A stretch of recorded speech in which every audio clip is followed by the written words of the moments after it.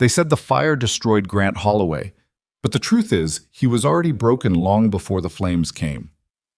He had lost his cattle, his crew, his will to fight, nothing left but empty land and a powerful banker circling like a vulture, waiting for him to fall. Then a woman appeared at his door, not to be rescued, not to be pitied, a woman the entire town wanted to destroy, a woman whose reputation had been burned to the ground by lies just as surely as his ranch had been burned by fire. What happened next silenced every rumor, humiliated the most powerful man in the territory, and turned the streets that once condemned her into witnesses of her greatest triumph. Hit like, drop your city in the comments so I can see how far this story has traveled, and follow so you don't miss what comes next. The fire had come in September, the way most catastrophes do, without warning and without mercy. Grant Holloway stood at the window of what remained of the East Wing and watched smoke still rising from the black skeleton of his cattle barn, 3 weeks after the last ember had gone cold. The smell hadn't left. It had soaked into the wood of the house, into the curtains, into the back of his throat. Some mornings he woke convinced the fire was still burning, and it took him a long moment lying in the dark to understand that the only thing still burning was something inside him, and even that was going out. The Holloway Ranch had once been something worth looking at. 12,000 acres of Wyoming grassland rolling south from the Bighorn foothills, carved through the middle by a creek that never ran dry even in August. His father had built the main house in 1871, stone and timber both, wide enough that you could get lost in it if you didn't know the layout. Grant had grown up knowing every room, every creak in the staircase, every draft that came through the west-facing windows when the wind shifted. He had inherited it at 32 and spent the next decade making it larger, more prosperous, more permanent. Now the east barn was gone. The bunkhouse was gone. 340 head of cattle were gone, burned in the pasture or scattered to the foothills in the chaos, and never recovered. Of his crew of 14 ranch hands, 11 had quit within the first week. He didn't blame them. There was no livestock left to tend, and no certainty he could make payroll into winter. The three who stayed, old Hector Voss, his teenage nephew Danny, and a taciturn former soldier named Russ Carver, did so out of some combination of loyalty and having nowhere else to go. The morning Grant posted the advertisement in the Creswell Courier, he sat at his desk for a long time staring at what he'd written before he handed it to the errand boy. Experienced cook needed. Live-in position. Holloway Ranch, 12 miles north. Inquire at the ranch directly. Fair wages, private quarters provided. He had written and rewritten it 4 times. The first version had been longer, explaining the situation, the fire, the reduced state of the household, what the work would actually involve. He'd thrown that one in the stove. Nobody needed his whole story. He needed someone who could cook, manage a kitchen, and keep a house from falling into complete disorder while he figured out how to save what was left of everything his father had built. What he expected, an older woman, probably a widow, experienced with ranch work, practical and plain-spoken and unafraid of hard conditions. What arrived on a Wednesday morning in the 3rd week of October was a rented wagon carrying 2 women, one perhaps 60, one considerably younger, and between them a collection of trunks and crates that suggested they intended to stay for some time. Grant was crossing the yard from the smokehouse when the wagon came through the gate. He stopped and watched it pull up to the front of the house. The younger woman climbed down first without waiting for help. She wore a gray traveling dress that was clean but had clearly seen considerable use, and she moved with the kind of deliberate ease that made him think she was used to arriving in places where she wasn't entirely sure of her welcome. She looked at the house first, the way someone does when they're assessing a situation rather than admiring a view. And then she looked at him. She was maybe 26, 27. Dark hair pinned back from a face that was, Grant registered this the way you register weather, as a practical fact, quite striking. High cheekbones, steady eyes, a mouth set in a line that suggested she'd already made up her mind about something before she got here. "Mr. Holloway?" she said. "That's right. I'm Clara Bennett. This is my mother, Edna." She gestured toward the older woman who was already eyeing the crates in the wagon bed with the focused attention of someone planning a very specific sequence of events. "We saw your notice in the Courier. I've come about the cook position." Grant looked at her for a moment, then at the wagon, then back at her. "The position is for one person," he said. "I'm aware of that. My mother would stay in whatever quarters you provide. She's recently widowed and not in a position to live alone. She wouldn't be a burden. She works hard and she doesn't complain, but I won't take a position that requires me to leave her behind. She held his gaze while she said this, steady and direct, not defensive about it. If that disqualifies me, I understand. Grant thought about the empty kitchen. He thought about the last 3 mornings, eating cold beans from a can because none of the remaining hands could cook anything that qualified as a meal. Have you done ranch cooking before? He said. I've cooked for 20 at a time in a boarding house kitchen. I can manage a wood-fired range, I can smoke and cure meat, I can bake bread and preserve vegetables and stretch a budget further than most people think possible. A pause. And I make a very good pie crust, if that matters to you. It was such an oddly specific thing to say, so unexpectedly dry, that Grant almost laughed. He hadn't laughed at anything in 6 weeks. Come inside, he said. I'll show you the kitchen. The kitchen was a disaster. Clara stood in the doorway and took it in without comment. The dirty pot stacked on the cold range, the flour tin left open on the counter, something that had dried and hardened in a cast-iron skillet, left soaking in a shallow puddle of black water.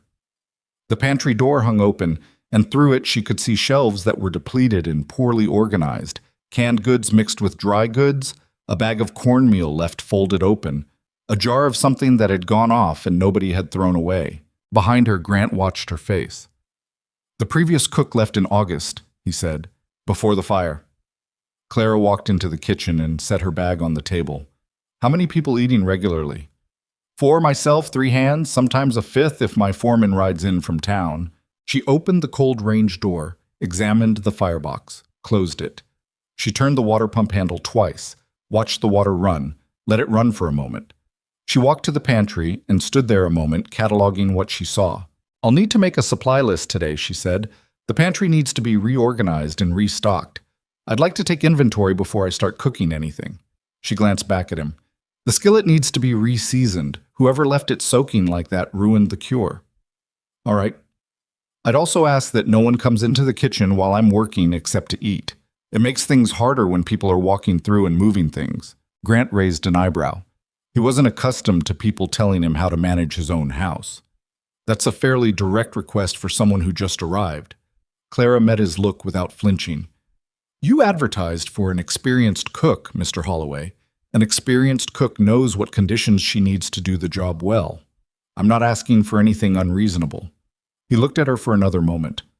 Fair enough, he said. He showed her and her mother to the rooms at the back of the house. 2 small rooms off the rear hallway that had belonged to household staff in better years. They were clean enough, though the plaster was marked in places and the windows needed washing. Edna Bennett looked at her room and said nothing, but she immediately began unpacking with the focused efficiency of a woman who had moved before and intended to make herself at home. By 6 that evening, Clara had reorganized the pantry, made a supply list 4 pages long, scrubbed and reseasoned the cast-iron skillet, and produced from somewhere, Grant had no idea where, given the state of the pantry, a supper that consisted of salt pork with fried potatoes, cornbread, and a pot of pinto beans cooked with dried chilies that had been sitting at the back of a shelf long enough that he'd forgotten they were there. Hector Voss ate 2 helpings and looked at the food with the reverence of a man who'd been surviving on his own terrible cooking for weeks. Miss Bennett, he said, I don't know what you did to these beans, but whatever it was, I'd appreciate it if you kept doing it.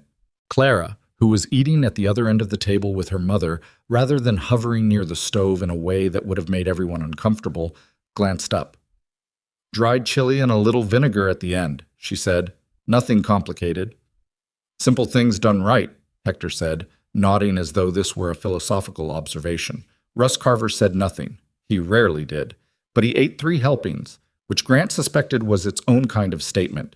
Danny, who was 17 and still at the age where he found everything about women between the ages of 20 and 40 slightly bewildering, kept looking at Clara from the corner of his eye and then looking quickly away every time she glanced in his direction. Grant ate and said little, watching the room in the way he'd gotten into the habit of since the fire. Cataloging details, looking for things that were wrong or things that needed fixing. What he noticed instead was that the kitchen felt different than it had in weeks. Warmer, maybe. Or just inhabited, like a room that had been closed for a long time and had finally been opened and let some air in. He didn't know what to do with that observation, so he let it sit. Trot. The supply run to Creswell took most of the next day. Grant drove the wagon himself because Hector's back was bad, and he didn't entirely trust Danny with a wagon and a significant shopping list. Clara rode with him, list in hand, and they covered the 12 miles into town with the kind of practical, workmanlike conversation that suited the situation. She asked about what suppliers he used, whether there was a butcher she should establish an account with, whether the general store carried the grade of flour she preferred. It was efficient and sensible and completely unremarkable, and Grant found himself appreciating it. He'd spent enough years married to a woman who treated every practical task as an opportunity for emotional drama.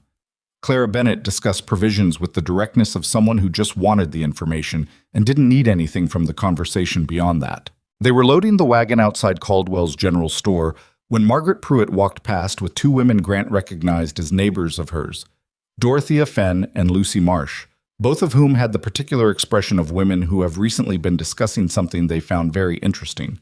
Margaret stopped. She looked at Grant, then at Clara, then back at Grant, with the precise calibration of a woman filing away everything she was seeing. "Grant," she said pleasantly, "I heard you'd taken on some household help." "Miss Bennett," Grant said. "She's taken the cook position." Margaret looked at Clara with a smile that didn't quite reach her eyes. "How lovely. And you're living at the ranch?" "I am," Clara said. She was lifting a box of dry goods from the counter display and did not stop what she was doing to address Margaret's question. "Quite a distance from town," Margaret said. "All the way out there. Just you and Mr. Holloway and his men." There was a beat of silence. Clara set the box in the wagon bed and picked up the next item on her list. "And my mother," she said, without looking up. Margaret Pruitt's mouth made a small shape, compressed and deliberate. "Of course," she said. "Well, welcome to the area." She walked on. Grant watched her go, then glanced at Clara. She was checking something off her list, expression unchanged. "You knew what she was doing," he said. "Yes." She moved to the next item. "There's a bolt of oilcloth I'd like to check on, for the pantry shelves.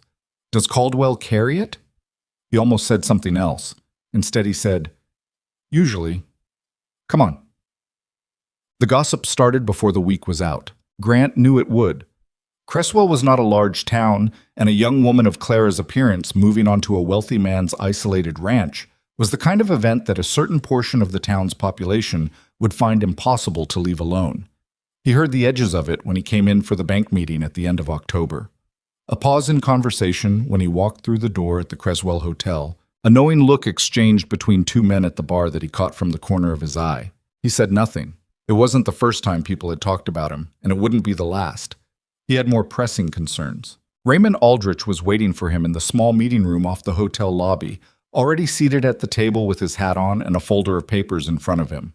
Aldrich was the president of the Creswell Savings and Trust, a man in his early 50s, heavy through the chest and shoulders, with a full mustache and the permanently satisfied expression of someone who had spent a long time being the most powerful person in whatever room he was in. Grant had disliked him for years. The dislike had recently curdled into something sharper. "Grant," Aldrich gestured to the opposite chair. "Sit down. Let's talk about your situation." Grant sat. "I prefer to know what my situation is, according to you." Aldrich opened the folder. "The Holloway Ranch carries a mortgage of $42,000, originally structured over 15 years. You've maintained payments faithfully until this year. I'll give you that. But your last payment was missed, and given the losses you've sustained..." He spread his hands in an expression of regret that fooled neither of them. "I'm not confident in the ranch's ability to recover to a point where continued mortgage service is viable." "I didn't ask for your confidence," Grant said. "I asked for time." "There are investors who have expressed interest in the property," Aldrich said, as though Grant hadn't spoken. "Serious investors. I could facilitate a sale that would clear your debt and leave you with something in your pocket. Not what the land is worth at its peak, but something. And you'd be clear of it. Fresh start." Grant looked at him. "What fraction of its value are we talking about?" Aldrich named a number. It was roughly a third of what the ranch was worth on its worst day in its worst year. Grant kept his face very still. You'll have the missed payment within 60 days, he said, with interest, and I'll be current on the mortgage. Aldrich picked up his pen and made a note, unhurried and self-satisfied. If that's how you'd like to proceed, he said, I'd remind you that 60 days is not a long window given your current— I know how long 60 days is, Grant said. He stood up, gathered his hat. We're done here. He walked out of the hotel and stood on the boardwalk for a moment in the cold October air, doing the arithmetic in his head that he'd already done a dozen times. 60 days. The number Aldrich wanted was not impossible, but it was close to it. He had what remained of his liquid capital, what he could raise from the few remaining cattle, and a lot of empty grassland that was currently worth nothing until he could restock it. He needed to restock it. He needed hands to work it. He needed— The list was long, and the timeline was short, and for a moment standing on that boardwalk in the wind, the weight of it was almost physical. He drove home in the late afternoon with the wagon seat empty beside him and the sky going gray to the west. What? November came. Clara had been at the ranch for 3 weeks, and the house was genuinely different. Grant noticed it in pieces, the way you notice changes in a landscape you see every day, not all at once, but gradually, as details accumulate. The dining room table had been properly set for the first time since August, with the good dishes his wife had picked out years ago that had been sitting in the cabinet gathering dust because nobody had bothered to use them. The front rooms were clean in the real sense, not just swept but dusted and aired and rearranged in small ways that made them feel like rooms people actually lived in, rather than spaces being preserved against some future occasion that never arrived. The smell of cooking, real cooking, not the scorched and provisional meals the men had been managing for themselves, moved through the house every morning and evening. He came in from the south pasture one afternoon and heard Clara and her mother in the kitchen talking, some quiet exchange punctuated by the sound of a rolling pin and Edna's occasional low laugh. He stood in the hallway for a moment longer than he needed to before he moved on. He was not stupid. He knew the shape of what was happening to him, the gradual, involuntary way the house felt less like a shell and more like a place where he could exist. He knew it had something to do with Clara Bennett and her presence, and he didn't do anything with that knowledge except note it and push it aside. She worked for him. She was managing the household he was paying her to manage. He was not going to be an idiot about it. But there was an evening in the second week of November when he came into the kitchen late, past 9, having been in the study with the account books since supper, and found Clara still at the table.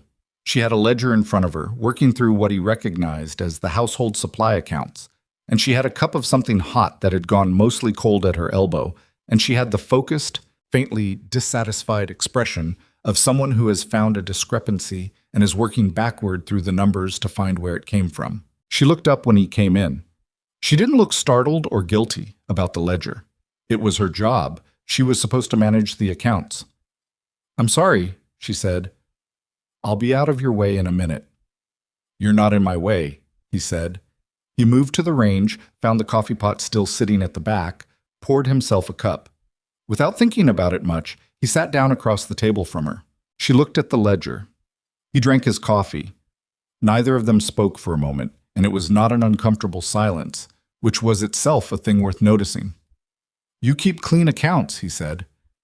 "I was a bookkeeper before I cooked," she said, without looking up. "Among other things." "Where was that?" A brief pause. "Dalton Creek. It's a small town about 60 miles southeast. I lived there for 6 years." She made a notation in the ledger margin. "I left in May." He didn't ask why. Something in the way she said it, not closed off exactly, but measured, suggested she'd answer if he asked and would prefer it if he didn't. "You said you ran a boarding house kitchen," he said. "I cooked there. The house belonged to Eleanor Marsh, who was a decent woman. She gave me work when I needed it." She capped her pen. "The town, overall, was less decent." "What happened?" She looked up at him then, straight and steady. "The man I was supposed to marry decided he'd rather marry someone with a better family name and considerably more money. His mother helped spread a story about why he'd broken the engagement, a story that reflected considerably worse on me than on him." Her voice was matter of fact, the way someone speaks about something they've processed past the point of acute pain into something that just exists. Small towns being what they are, people preferred his version of events. I stayed 2 years longer than I should have trying to hold on to what I'd built. Then I stopped trying. Grant was quiet for a moment and came here. My mother needed to leave as well. The situation affected her too. She closed the ledger. I saw your advertisement and I thought at least I'd be somewhere new, starting fresh if there is such a thing. Is there? She considered this with genuine thought rather than a reflexive answer. Maybe. Or maybe you just carry everything with you, and the new place gives you room to put it down somewhere you're not tripping over it constantly. A slight pause. I don't know yet. I haven't been here long enough. Grant nodded slowly. He finished his coffee. He thought about Aldrich and the 60-day window, and the empty east pasture and the account books full of numbers that didn't add up to enough. And he thought about how he'd felt before Clara arrived. Not just the practical disorder, but the other thing, the sense that the house was actively becoming less inhabited every week, like a tide going out. This ranch has a bad reputation right now, he said. I want you to know that. The fire, the losses. People are saying I won't recover. That's not... He stopped. He wasn't accustomed to explaining himself. I'm telling you so you're not surprised when you hear it. Clara looked at him. Reputations can change, she said. Sometimes faster than people expect. It was a simple thing to say. She said it plainly, without particular emphasis, and went back to gathering up her papers. But Grant sat with it for a moment after she'd said goodnight and left, sitting in the kitchen with his empty cup and the quiet house around him. Reputations can change. He didn't know yet whether that was true. But he thought, for the first time in 6 weeks, that it might be. By the end of November, Hector Voss had started treating Clara as though she were a member of the household rather than an employee, which expressed itself mostly as him telling her his opinions about things without being asked.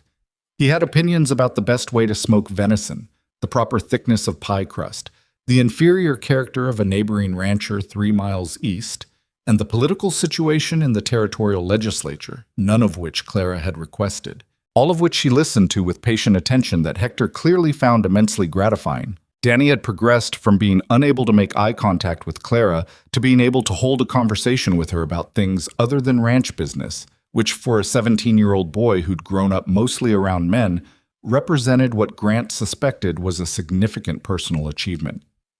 Danny's aunt, who came out from town occasionally to check on him, had taken one look at Clara and made a remark about how much better the boy seemed to be eating, which was true, though Grant suspected it was also a comment on other things. Russ Carver remained mostly silent, but he had taken to leaving firewood stacked outside the kitchen door every morning, twice as much as the kitchen actually needed, which Grant recognized as Russ's way of expressing something he didn't have the vocabulary for. Edna Bennett was, as Clara had promised, no trouble at all. She was a quiet, self-contained woman who kept herself occupied, mending small household tasks, long walks around the yard that she took alone in the mornings, regardless of the cold. She and Clara had the relationship of two people who had been through something difficult together and had arrived at a wordless understanding about it. She rarely talked about Dalton Creek and never talked about the circumstances that had brought them here.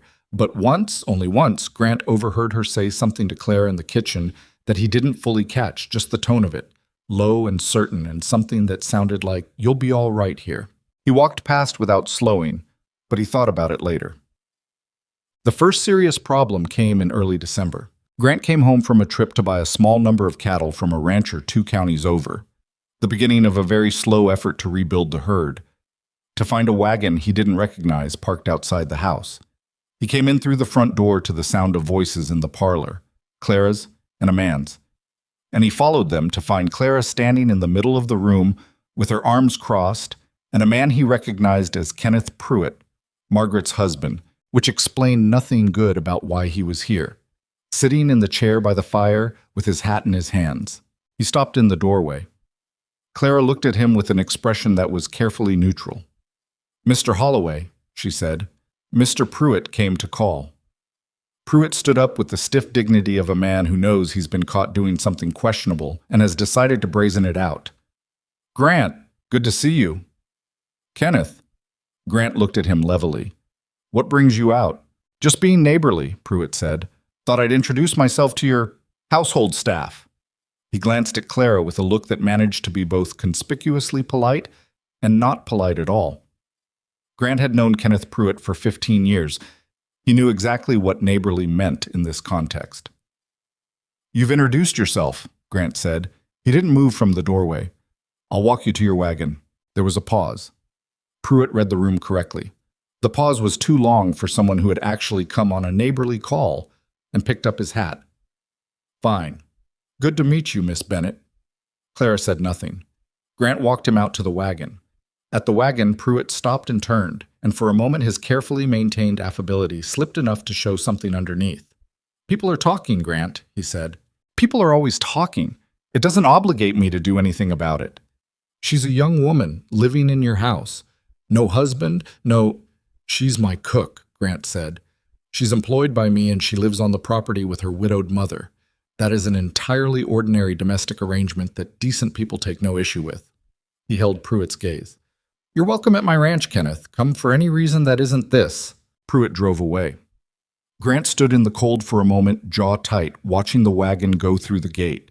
When he came back inside, Clara was in the kitchen. He found her standing at the counter with her hands flat on the surface, looking at nothing in particular, and he understood from her posture that she was doing what you do when someone has said something that landed somewhere it shouldn't have been allowed to reach, and you are deciding whether to let it show. She straightened when she heard him come in. "I'm sorry," he said. She looked at him. Something flickered briefly in her expression, not the carefully calibrated neutrality of someone managing a situation, but something a little rawer than that, and a little more tired. "I knew it would happen," she said. "I knew it before I came." "That doesn't make it acceptable." "No," she agreed. "It doesn't." She turned back to the counter. "Supper will be ready at 6. He almost said something more. He couldn't find the right shape for it, something that acknowledged what had just happened without making it larger than she wanted it to be, which he suspected was her preference. So he said nothing more and went back to the study and the account books, and he sat there for a long time thinking about Aldrich and the mortgage and the empty east pasture, and also thinking about a woman standing at a kitchen counter with her hands flat on the surface and that particular expression on her face, and how it had looked like someone who had been hit in the same place too many times and had learned to absorb it but not how to stop it from hurting. He didn't know yet what he was going to do with any of it. He knew something had shifted out there on that cold porch in the direction of a feeling that was going to require him to be honest about eventually. But not yet. For now there was the failing mortgage, the empty pastures, the winter coming in hard across the Wyoming plains, and a household that was, against every reasonable expectation, beginning to feel like something worth fighting for. The Kenneth Pruitt visit was not the last of it. Grant had known it wouldn't be. Small towns have a metabolism of their own, a rhythm of rumor and speculation that feeds on exactly the kind of situation now unfolding at the Holloway Ranch. A wealthy widower, a young woman of uncertain background, an isolated property, and not enough people willing to accept a simple explanation. He'd hoped, in some part of himself he recognized as naive, that his standing in the community would carry some weight. That 15 years of honest dealing, a good name, a ranch that had employed half the county at one point or another, would buy him at least the benefit of the doubt. It bought him less than he'd expected. Through December, the talk moved the way smoke moves, finding every gap, spreading in directions you didn't anticipate, thickening in places where there was nothing to feed it. He heard it in fragments.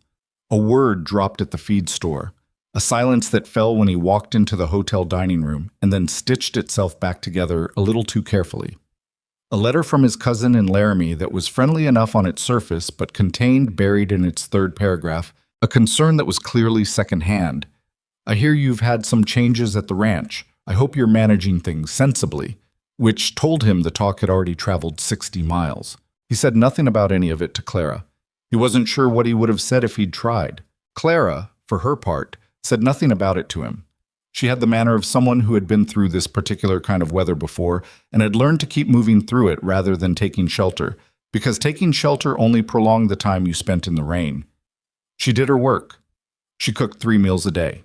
She managed the household accounts with a precision that had already identified 2 places where the previous arrangement had been hemorrhaging money in small ways that added up. She reorganized the root cellar, negotiated a better arrangement with the supplier in Cresswell for the price of flour and salt pork, and on the third Saturday of December, without being asked, repaired a section of the fence on the north side of the kitchen garden that had been broken since August. Grant came around this corner of the house and found her there with a hammer and a box of nails, working at a fence post that had rotted at the base.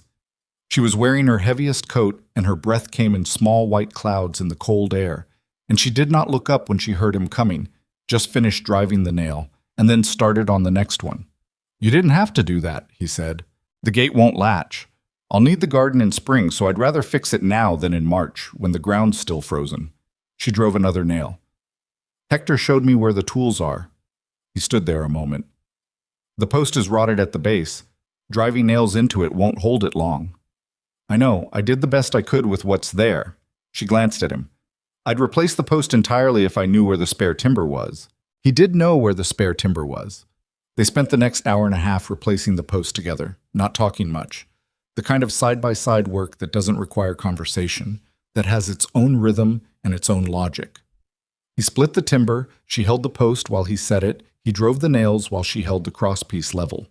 She was not a feeble woman, he noted.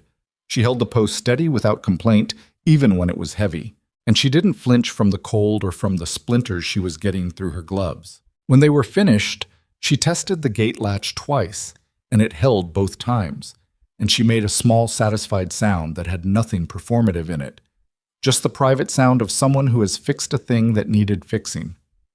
"Thank you," she said. "It's my fence." "That doesn't mean I don't owe you the thanks." She picked up her hammer and the nail box. "I'll have supper on at 6. He watched her go back around the house. He stood in the cold for a moment longer with the smell of fresh-cut timber still in the air, and he thought about the fence and the account books, and the kitchen with the good dishes now in regular use, and he thought about Clara Bennett in a way he'd been carefully not thinking about her for weeks. And then he went back to the barn and spent 40 minutes doing work that could have waited, which was its own kind of answer to questions he wasn't ready to ask. Does he?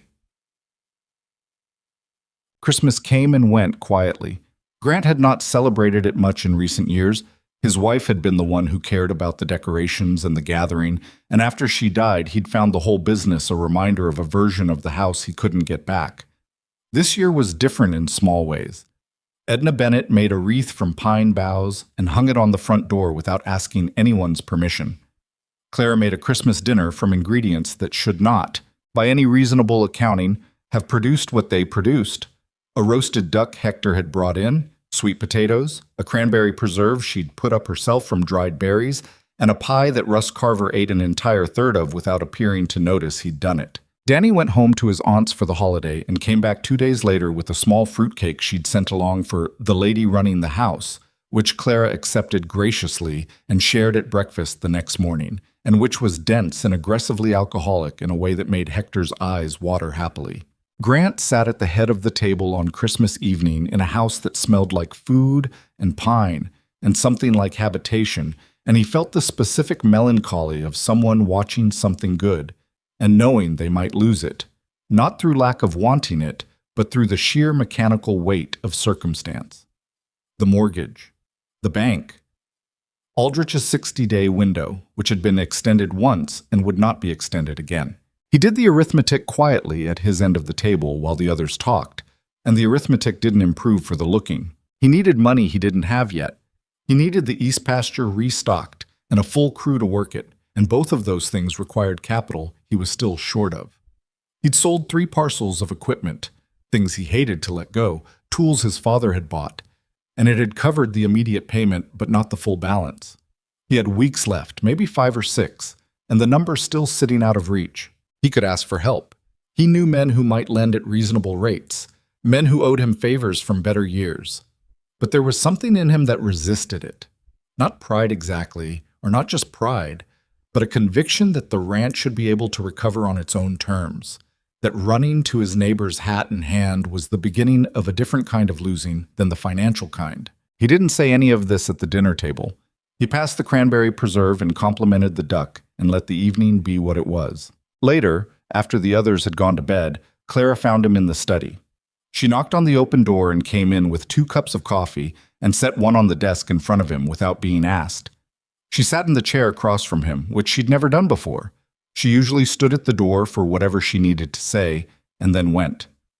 Tonight she sat, and she looked at the account book spread open on the desk between them, and then at his face with the particular look of someone who has been doing their own arithmetic. "How bad is it?" she said. He thought about deflecting. It wasn't her problem. She was employed by him. She wasn't a partner in anything. But she'd asked directly, and she was looking at him directly, and he found he was tired of keeping the exact shape of the trouble to himself. He told her the mortgage balance, the timeline, what Aldrich had said, what the fire had taken, what the equipment sales had recovered, and how far short it still left him. He told it plainly, without dramatizing it, and without minimizing it, and she listened without interrupting, her coffee going cold in her hands. When he finished, she was quiet for a moment. "The South herd," she said. "The cattle you brought in from the Billings purchase. What do they weigh now?" He told her. "And the price per head if you sold them at Creswell." He told her that too. "That closes half the gap."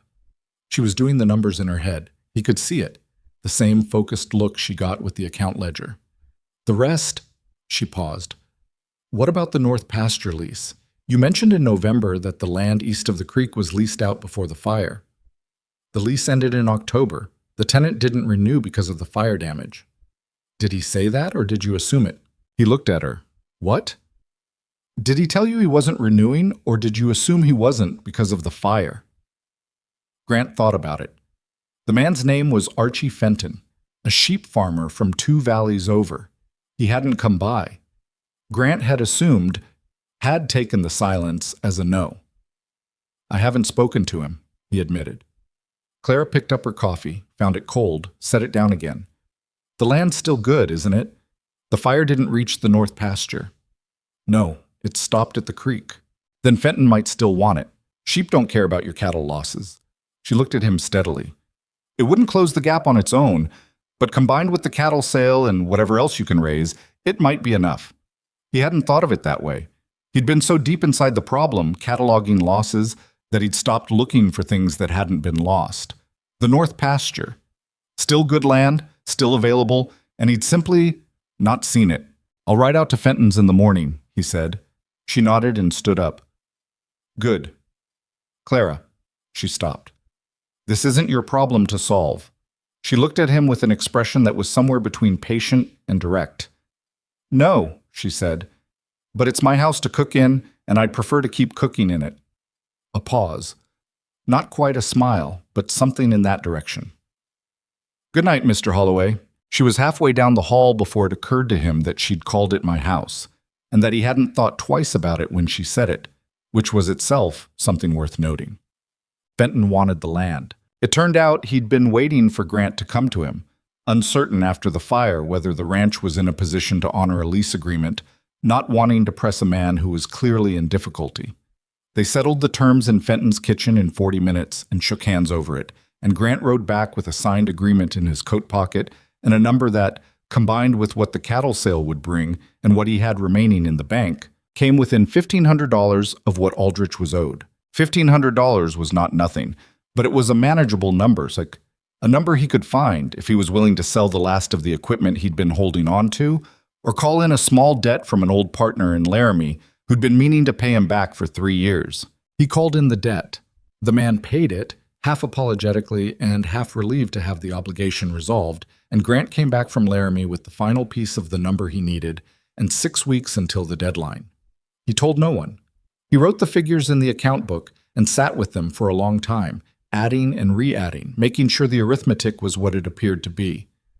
Then he closed the book and went to find Hector to talk about when to bring the South herd to market. He passed the kitchen doorway on the way and glanced in. Clara was baking bread, from the smell of it, and her back was to him, and she was singing something under her breath, barely audible, some tune he didn't recognize. He stood in the doorway for half a second and then kept moving, but he carried the sound of it with him down the hall in a way that surprised him. January was hard. The Wyoming winter came in the way it does, with a kind of flat, businesslike severity. No dramatics, just week after week of cold that went straight through everything, and a wind off the mountains that had no respect for walls or coats or reasonable expectations.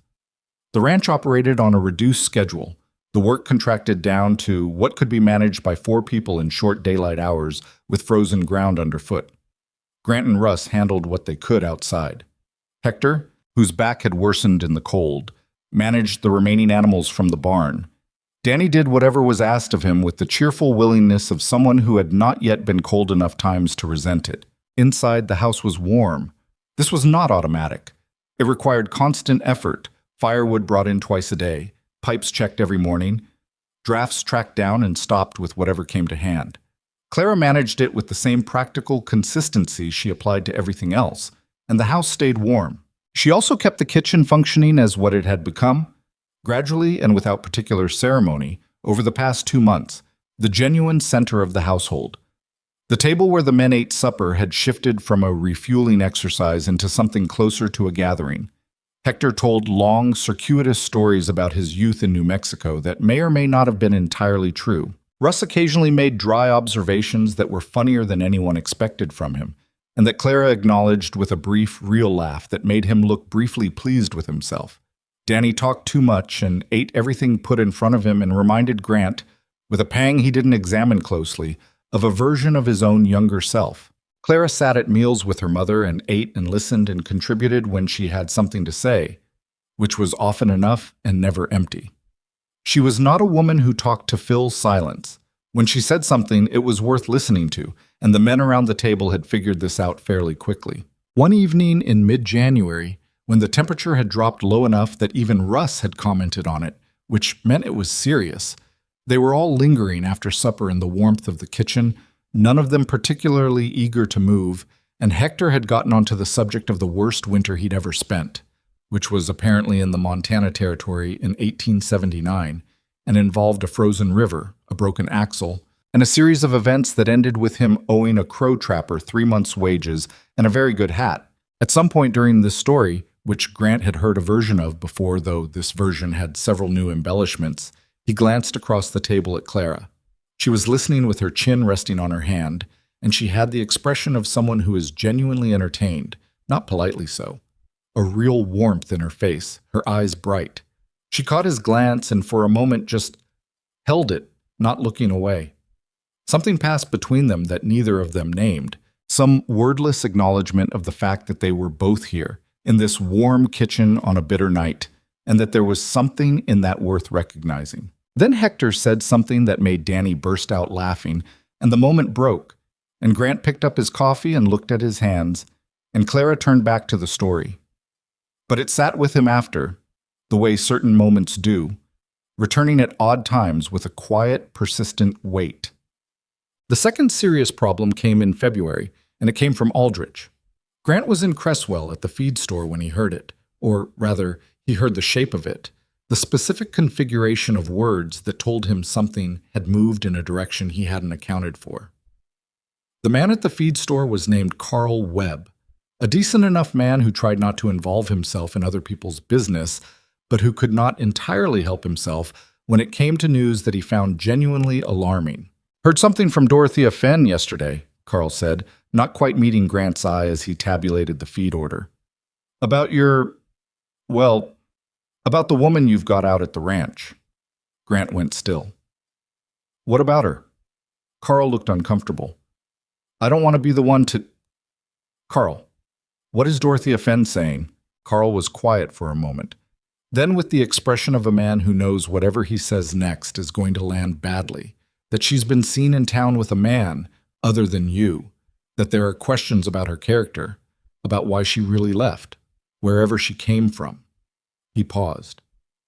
"And that Raymond Aldrich has been telling people that he's concerned, given the situation at the ranch, about whether your household is being managed in a—" "I'm sorry, Grant. I'm just telling you what I heard." Grant stood very still. He finished the feed transaction with the controlled manner of someone holding something tightly in both hands that they do not want to drop. He rode out of Creswell at a pace that was not quite a run, but would have alarmed anyone watching. He went to Aldrich directly, which was not the rational decision, but was the decision he made. He found Aldrich at the bank, behind his desk, and he closed the door behind him in a way that made the clerk outside the door decide she needed to be somewhere else. "I've heard what you've been saying around town," Grant said. He did not sit down. About Clara Bennett. Aldrich leaned back in his chair with the particular satisfaction of a man who has been waiting for this conversation. I've expressed concern about the situation at the Holloway Ranch, yes. As a creditor, I have a legitimate interest in... Her reputation is not your concern. Her situation is not your concern. What goes on in my household is not your concern. The character of the people managing your household is absolutely my concern when your household is mortgaged to my bank, Aldrich said, pleasant as ever, the pleasantness itself an act of aggression. A man in your position, with your debts, can't afford associations that damage his standing in the community. Associations. Grant looked at him for a long moment. You mean a woman employed to cook and manage my household who has done nothing deserving of the stories being spread about her? Aldrich spread his hands. I only repeat what people tell me. That is a lie, and we both know it. He leaned forward, hands on the desk, close enough that the pleasantness flickered for a moment in Aldrich's face and something else showed beneath it. I'll be at this desk in 3 weeks with the full balance of the mortgage, every dollar. And then you will have nothing, no financial claim on me, no leverage, no reason to involve yourself in anything to do with the Holloway Ranch or anyone connected to it. Do you understand me? The pleasantness came back more brittle than before. I look forward to that payment, Aldrich said. Grant walked out. He rode home in the February cold with his jaw set and his mind turning over what he'd just done. Made a promise he was going to have to keep to a man who would be watching for him to fail, with 3 weeks to do it. He told Clara that evening. He did not intend to. He'd planned to manage it quietly, handle Aldrich, make the payment, and let the whole ugly machinery of it stay invisible. But Clara came to the study with coffee as she had started doing on evenings when she knew he was in there with the account books, and she set the cup down and looked at his face and said, What happened? It wasn't a question. He told her about Carl Webb's account of what Dorothea Fenn was saying, about Aldrich and what Aldrich had implied and what Grant had said in return. He kept his voice level and factual and did not look at her face while he was talking. When he finished, he looked up. She was standing very still. Her expression was controlled, but not entirely. There was something in the set of her mouth that told him the words had landed exactly where Aldrich had intended them to land, in the place where they would do the most damage. It's the same as Dalton Creek, she said, flat and quiet. It's not going to be the same as Dalton Creek. She looked at him with eyes that had the particular wariness of someone who has heard that sentence before, in different words, from different people. You can't stop what people say, Grant. It was the first time she'd used his first name. He was fairly sure she didn't notice she'd done it. I can stop what they say to my face, he said, and I can make sure Aldrich doesn't have a financial angle to hide behind by paying off that mortgage before he can use it against you again. He held her gaze. I'm not going to let this be what it was before. You have my word on that. A long silence. Clara looked at him steadily, with the expression of someone deciding whether to believe something they want to believe. It was a careful, guarded look, and behind it he could see the shape of everything that had made it careful and guarded. Dalton Creek, and the man who'd let her take the blame, and the 2 years of trying to hold on to something already lost. It's a harder promise to keep than you think, she said finally. I know, he said. I'm making it anyway. She stood there a moment longer and then she picked up both the coffee cups. She'd brought 2 again, which he'd noticed she did when she planned to stay long enough to talk, and she sat down. Then we'd better go over these numbers again, she said, and figure out exactly how we're going to keep it. They worked through the accounts together until nearly midnight, and when the numbers finally resolved into something that could work, barely, uncomfortably, by the skin of its teeth, Clara leaned back in her chair and let out a long breath through her nose and said, All right, it's possible. Was there a point when you thought it wasn't? She considered this honestly. Yes, she said. About 40 minutes ago. He surprised himself by laughing. Not a polite sound, but a real one. And she looked at him for a moment with an expression that was unguarded in a way he hadn't seen from her before. Something open in it, something quietly relieved, as if she'd been waiting without knowing she was waiting to see if he could do that. She looked away first, gathered her papers, said goodnight with the same composure she always carried. He sat alone in the study with the settled accounts and the cold coffee and a feeling he had been managing carefully for weeks that had, tonight, become considerably harder to manage. 3 days later, the fire watch came. It was Russ who saw it first, riding the north fence line at dusk and coming back at a run with his horse lathered and his face carrying an expression that on Russ, who showed nothing, meant something serious. "Prairie fire," he said. 2 miles east. Wind's pushing it west. They had maybe an hour. Grant made the decisions fast, in order. Get the horses out of the barn, move the remaining cattle to the creek pasture where the water would slow the fire, clear the brush from the south side of the house, wet down the roof if there was time. He sent Danny to the creek with the cattle and told him to stay with them. He told Hector to handle the horses and stay with them. He and Russ went for the south brush with axes and didn't talk. He didn't think about Clara. He assumed she would take her mother and move to the creek, which was the rational decision and the one any sensible person would make. He was wetting down the roof, up on the ridge with a bucket chain running from the well, water freezing on his hands in the February air.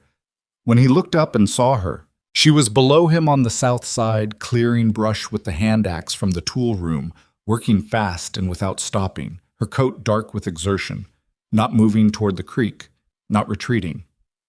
He came down the ladder faster than was probably safe. "Clara!"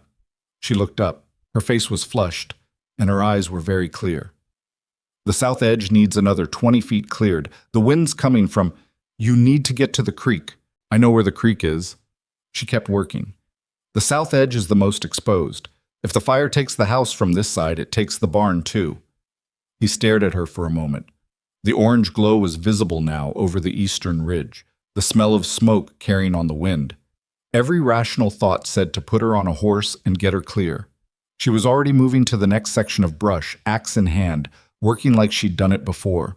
He grabbed a second axe and worked beside her. They cleared the south edge in 30 minutes that felt like 10. Russ came around with the water wagon and soaked the cleared ground. The fire reached the property line. Grant saw the front of it from the south fence, a wall of flame that moved with the wind and then, at the edge of the wet grass and cleared earth, slowed, faltered, went sideways. The barn caught a spark on the south corner and they fought it for 20 minutes with everything they had, water and dirt and wet blankets, all 4 of them. Grant hadn't even seen Hector come around, back be damned, until the corner was black and steaming but not burning. Then it was over. The fire moved south and burned itself out against the creek basin. Grant stood in the yard with his hands black and his lungs burning from the smoke. Russ was sitting on the water wagon looking used up. Hector was leaning on the barn wall, wheezing. Clara was standing at the edge of the cleared ground, axe still in her hand, looking at the barn. Her hair had come completely out of its pins. There was a burn mark on her coat sleeve. Small, an ember that had landed and been dealt with. She turned and looked at him, and he looked back at her in the dark, both of them breathing hard, and he thought, clearly, simply, with no room for misinterpretation, that he was in serious trouble. "The south corner will need repairs," she said. "I know," he said. "The garden fence held." "I know." He looked at her for another moment. "You should have gone to the creek." She looked back at him with those steady eyes, smoke-rimmed and tired and very awake. "Yes," she said. "I should have." She turned toward the house. "I'll put coffee on." He watched her go, and then he looked at the barn and the cleared ground and the black smear where the fire had stopped at the line they'd made together. And he stood there in the cold for a long time before he followed her inside. The coffee was still warm when Grant came inside, which meant Clara had moved fast. Faster than he would have expected from someone who'd just spent 30 minutes fighting a fire line with a hand axe. She had it on the table by the time he got his coat off, 2 cups, and she was standing at the range doing something with the leftover bread from supper, not looking at him, and her hands were shaking slightly. Not badly. Just enough that he noticed. He sat down and didn't say anything about the shaking. She would not want him to. Edna came in from the back hallway in her heavy robe and looked at the both of them with the comprehensive, unsurprised assessment of a woman who has raised a daughter through difficult things. She poured herself a cup of coffee, sat at the far end of the table, and said, "Barn?" "South corner," Grant said. "Caught a spark." "It's out." Edna nodded. She looked at Clara's back for a moment, and then she looked at Grant with an expression that was entirely clear and entirely brief. And then she drank her coffee and didn't say anything more. Clara brought the bread to the table, sliced with the jar of preserves she'd made in November, and sat down. Her hands had steadied. She wrapped them around her cup and looked at the table for a moment before she looked up. "I want to tell you something," she said, "and I want you to let me finish before you say anything." He waited.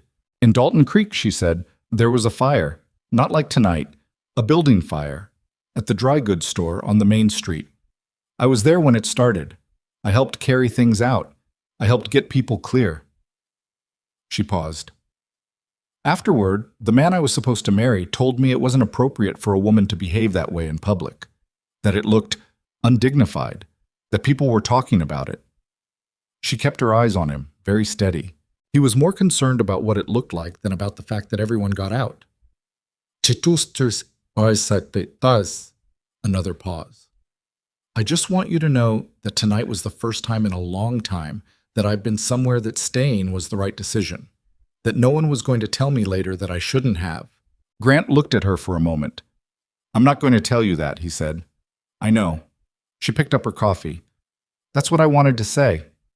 They drank their coffee in the quiet kitchen, the smell of smoke still on both of them, and outside the wind moved across the frozen yard and the barn stood dark and solid with its burned south corner, and it was enough for that night to just be here and to know the house was still standing.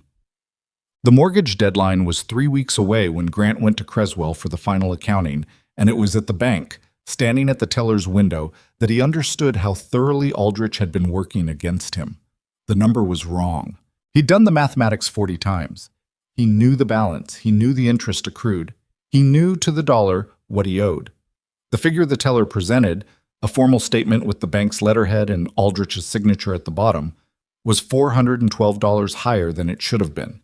He asked to see Aldrich. Aldrich received him in the back office with the unhurried manner of a man who has been expecting this conversation and has arranged the furniture of it to his satisfaction.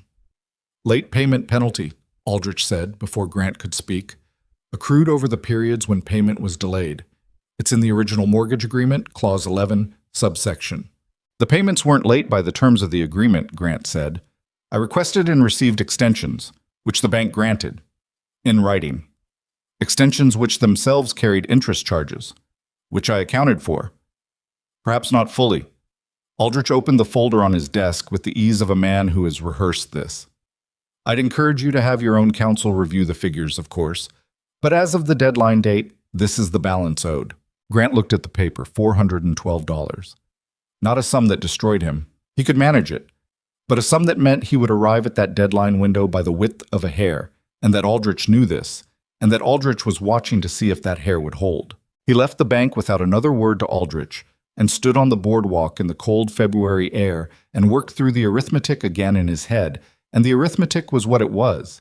He could cover the new number, but it would leave him with almost nothing in reserve. Not enough for the spring restocking, not enough for wages, not enough for the repairs the barn needed or the equipment replacements he'd been deferring. He could cover the mortgage and then be so thin on capital that the next problem, any problem, a sick animal, a broken axle, a delayed payment from Fenton, would tip him over the edge. He drove home and told no one. For 3 days he turned it over in his mind, working through every available option with the thoroughness of a man who cannot afford to miss anything. He wrote letters. He did the arithmetic again. He slept badly and woke early and sat in the dark study with a lamp and the account books and the ledger and numbers that wouldn't move no matter how long he looked at them. On the third night, Clara appeared in the study doorway at 11 o'clock without coffee, which told him something. "You haven't eaten a real supper in 3 days," she said. "I've eaten. You've pushed food around a plate and gone back to this room." She came in and stood at the desk and looked at the open ledger without asking permission. She was quiet for a moment, reading the figures. Aldrich changed the number. It wasn't a question. "Extra charges," he said. "Legitimate by the terms of the agreement. My own fault for not reading Clause 11 more carefully when I signed it 15 years ago." Clara turned the ledger slightly so she could see it better, running her finger down the column. She had the ability to read financial figures the way other people read sentences, quickly, picking out the relevant things without having to work at it. He'd noticed this before. He noticed it now because she went still halfway down the page. "How much over the original figure?" she said. He told her. She was quiet for a moment. "And if you cover it, you'll have not enough for spring, Not enough for wages past April. Not enough for anything that goes wrong between now and summer. Clara straightened up. She stood there with her hand on the open ledger page, and she didn't say anything for a moment, and Grant watched her face go through something. A sequence of thoughts he couldn't entirely read, but the shape of which he could see. Something being weighed and decided. "There's a cattle drive," she said, "out of Montana. I heard about it in Cresswell last week. Hector mentioned it to Russ when they didn't know I was in the next room." She paused. "It's a drive from the Caldwell Ranch in Miles City to the railhead at Billings. 6 weeks of work. They're paying triple the standard rate because they're short crew, and the timeline is difficult." Grant looked at her. "What about it?" "They need a camp cook." She said it simply, without preamble, looking at him steadily. The pay for the cook position would cover the gap, not just the 400. The gap in the spring reserves too, if I spend 6 weeks cooking on a cattle drive instead of here. The silence in the room was the kind that has weight. "No," he said. "I haven't finished." "Clara, the drive goes out in 3 weeks," she said. "It would be back by late April. The mortgage deadline is before I'd leave, so you'd have the full balance on time. What I earn would come back in April and give you the spring capital you need." She kept her voice completely level. "I've cooked for 20 at a time. I can manage a cattle drive camp." "A cattle drive camp is not a boarding house kitchen," he said. "It's 6 weeks in open country, river crossings, weather, a crew of men who will treat me badly because I'm a woman until I prove otherwise, at which point they may or may not treat me better. I've navigated that before. I navigate it here." She looked at him. "I know what it is. I'm not asking you to tell me it's safe. I'm asking you to let me decide if it's worth the risk." He stood up. He didn't mean to. It was just that sitting felt wrong for this conversation, like trying to hold ground from the wrong position. He moved to the window and stood there with his back to her for a moment. "It's my problem," he said. "The mortgage is my problem. The reserve is my problem. You shouldn't have to—" "I know I don't have to." Her voice was patient but not soft. "I want to. There's a difference." A pause. "This ranch it matters to me. The house matters to me. The people in it matter to me." He heard her stop herself, modulate something. "You've stood in front of people in this town and defended my name when you didn't have to. You've kept your word every time you've given it. I would like to do something for the same reasons you did those things. Because it's right. And because it matters." He turned around. She was standing by the desk in the lamplight, composed and direct, and clearly not going to be talked out of this without a reason more substantial than his discomfort with the idea. "The crew," he said. "Who's running it?" "A man named Walt Cutter. He has a good reputation in the territory. Hector knows people who've worked for him." "I'll talk to Hector." "That's a yes?" He looked at her for a long moment.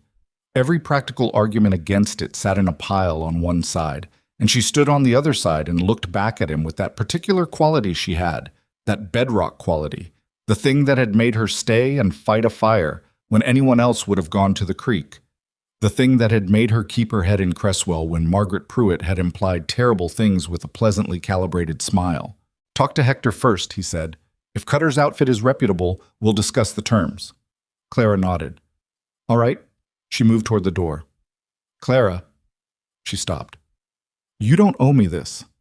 She looked at him over her shoulder with an expression that had something in it he couldn't name, something quiet and definite, like a door that has been decided. "I know," she said. "Good night, Grant."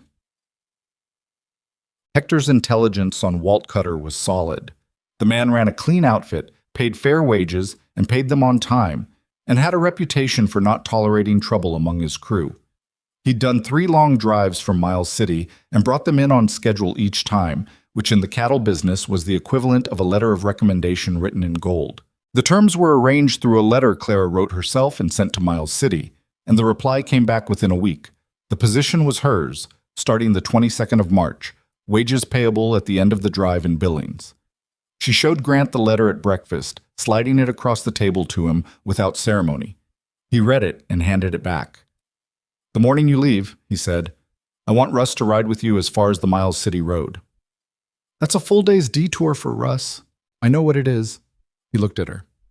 "I'm asking for that." She looked at the letter for a moment. "All right. He had 3 weeks with her still at the ranch, which he tried not to count.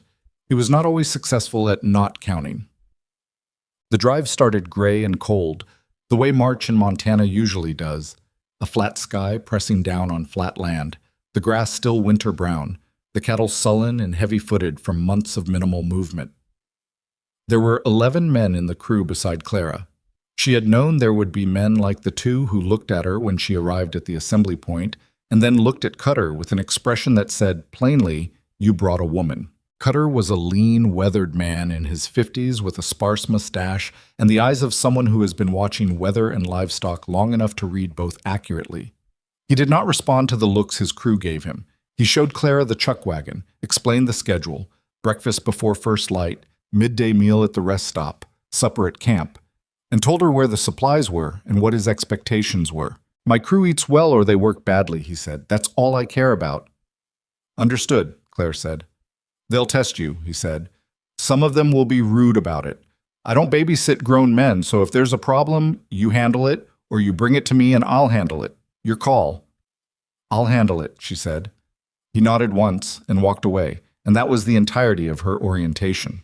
The first 3 days, 2 men from the crew, a stocky Montana native named Birch, and a younger man from Texas, who went by the name Cord, made a practice of showing up late for meals, moving her equipment without asking, and making comments to each other that they pitched just loud enough for her to hear. Not threats, just the particular low-grade hostility of men who have decided that a woman in their working space is a statement about them. Clara cooked. She cooked well, better than they were accustomed to on drives, and they knew it from the first breakfast. She said nothing about the late arrivals or the moved equipment, just adjusted around them with a complete lack of visible irritation that she'd learned in the boarding house kitchen in Dalton Creek was more effective than any confrontation. Men who are trying to provoke a reaction will escalate until they get one. The thing that stops it is not getting one. On the 4th day, Birch came to the chuck wagon in the middle of the afternoon, between meals, which he knew perfectly well wasn't done, and leaned on the side of the wagon and said, "I don't know what Cutter was thinking, bringing a woman on a drive like this." Clara was peeling potatoes. She didn't stop or look up. "He was thinking he needed a cook," she said. "Here I am." "A drive cook needs to be able to handle more than a kitchen. We've crossed 2 shallow creeks and it's rained once," she said. "Ask me again after the Yellowstone." Birch looked at her for a moment. Then, slowly, he pushed off from the wagon and went back to the herd. That was the last time he came to the chuck wagon between meals. The Yellowstone crossing came in the 2nd week. The river was higher than Cutter had wanted. Snowmelt from the mountains moving through, turning the current fast and unpredictable in places.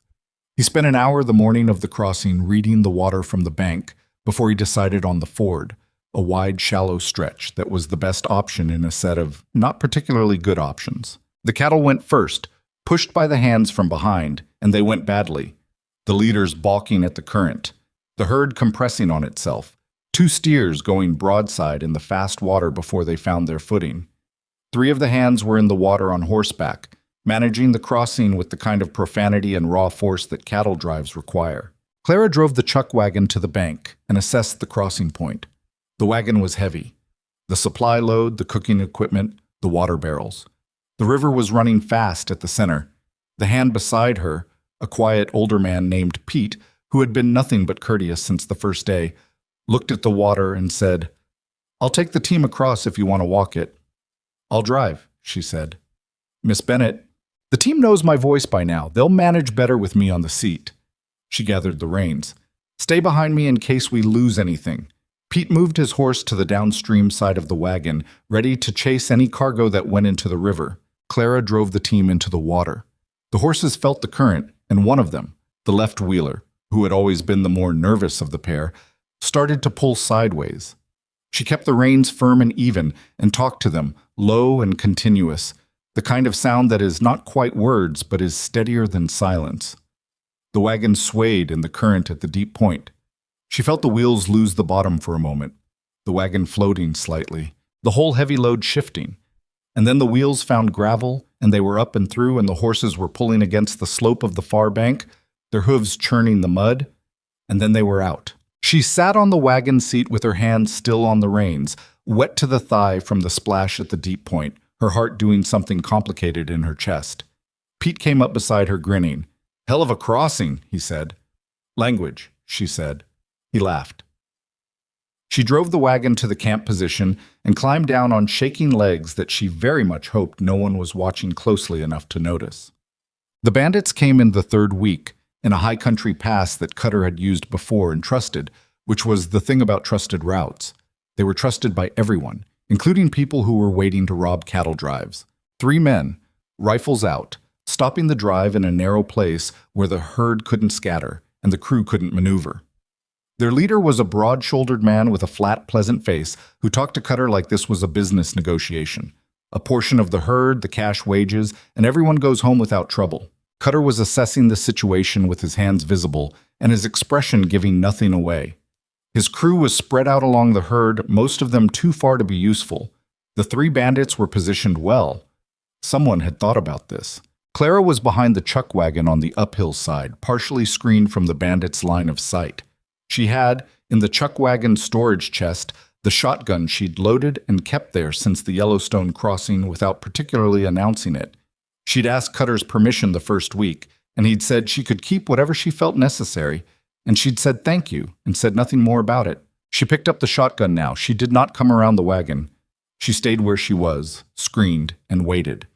What she was waiting for was the opening, the moment when the attention of the 3 men was all on Cutter, which happened when Cutter made a small concessive gesture and started talking numbers, pulling the focus toward himself the way a man with experience knows how to do. When that moment came, Clara stepped around the back of the wagon with the shotgun up and her voice level and clear. 3 of you, she said. 2 shells. I'm a good enough shot that the math works. Every head turned. The broad-shouldered man looked at her. He had the expression of someone who is rapidly recalculating. The shotgun in her hands was not shaking. Her face was not particularly frightened. These were the things he was reading. Cutter took the opening.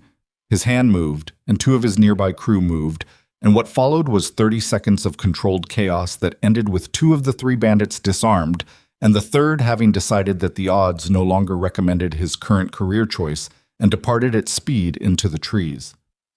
Afterward, Cutter walked back to the chuck wagon and looked at Clara for a long moment. "You had that shotgun the whole time," he said. "Yes." "Since when?" "Since the Yellowstone."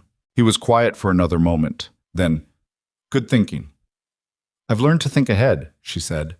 She broke the shotgun and checked it and put it back in the chest. "Supper will be an hour late. I'm sorry for that." Cutter made a short sound that might have been a laugh or might have been disbelief. It was hard to tell with him, and went back to the herd. That evening at supper, Birch brought his plate back for a second helping and said quietly, not looking directly at her, "Nice work today." Clara dished the second helping without comment. "Eat it while it's hot," she said. Set. The stampede was in the 4th week. It began at 2 in the morning with a sound like thunder that wasn't thunder. The deep, resonant drumming of 1,200 head of cattle on the move, all at once, no warning. Something in the dark had startled the herd, and the herd had made its decision collectively, the way herds do.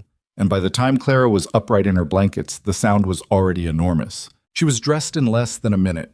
She didn't know which direction the herd was moving and couldn't see much in the dark, but she could hear the hands shouting, and she could tell from the sound that the stampede was moving roughly south, which meant it was moving toward the chuck wagon's position. She hitched the team in the dark. She had practiced unhitching and hitching the team in daylight enough times that her hands knew the sequence without her thinking about it.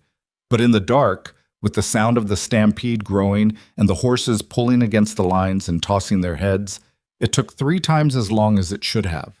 She was shaking, and she was aware of being shaking, and she did not stop. She got the team hitched, and she drove the wagon north, away from the sound, uphill, toward the rock formation that Cutter had identified on their arrival as the camp's windbreak. The cattle would not go toward the rocks. The rocks were the safe place. She made it. From the rocks, she sat on the wagon seat and listened to the stampede move through the camp area below, and it went on for what felt like a very long time before the shouting of the hands changed in character.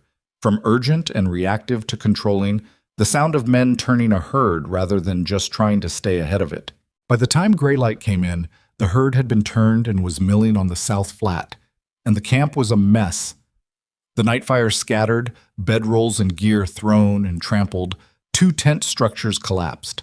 But the chuck wagon was intact, and the horses were intact, and Clara was sitting on the wagon seat with her hands in her lap, watching the sky get lighter, feeling something in her chest that was partly relief and partly something she didn't have a word for yet.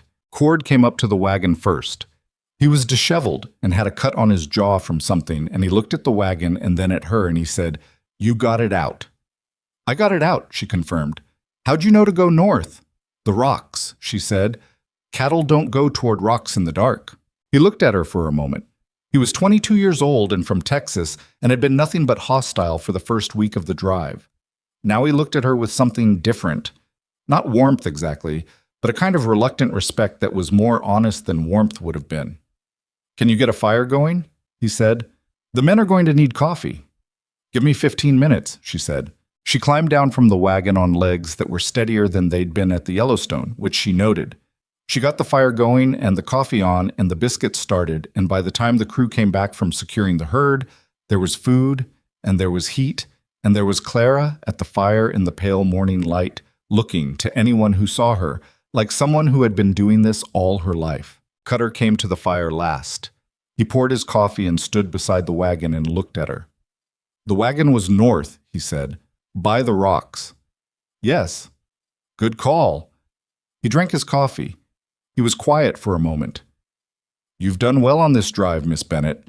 Better than I expected."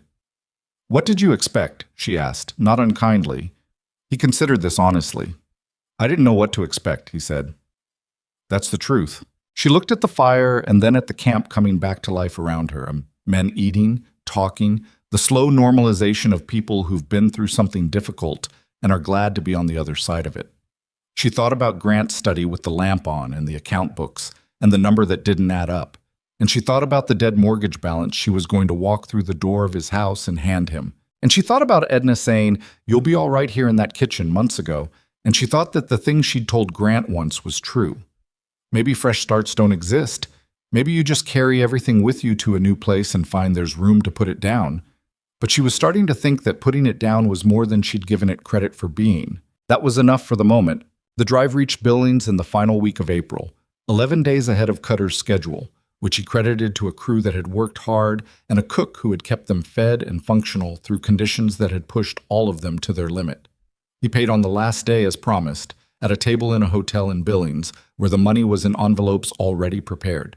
Wages for each man, and for Clara, the full cook's rate that had been agreed upon in the letter from Miles City. She counted it at the table without embarrassment. She counted it twice. It was enough. It was more than enough. Cutter watched her count it. "Ride you need," he said. "Back to Wyoming."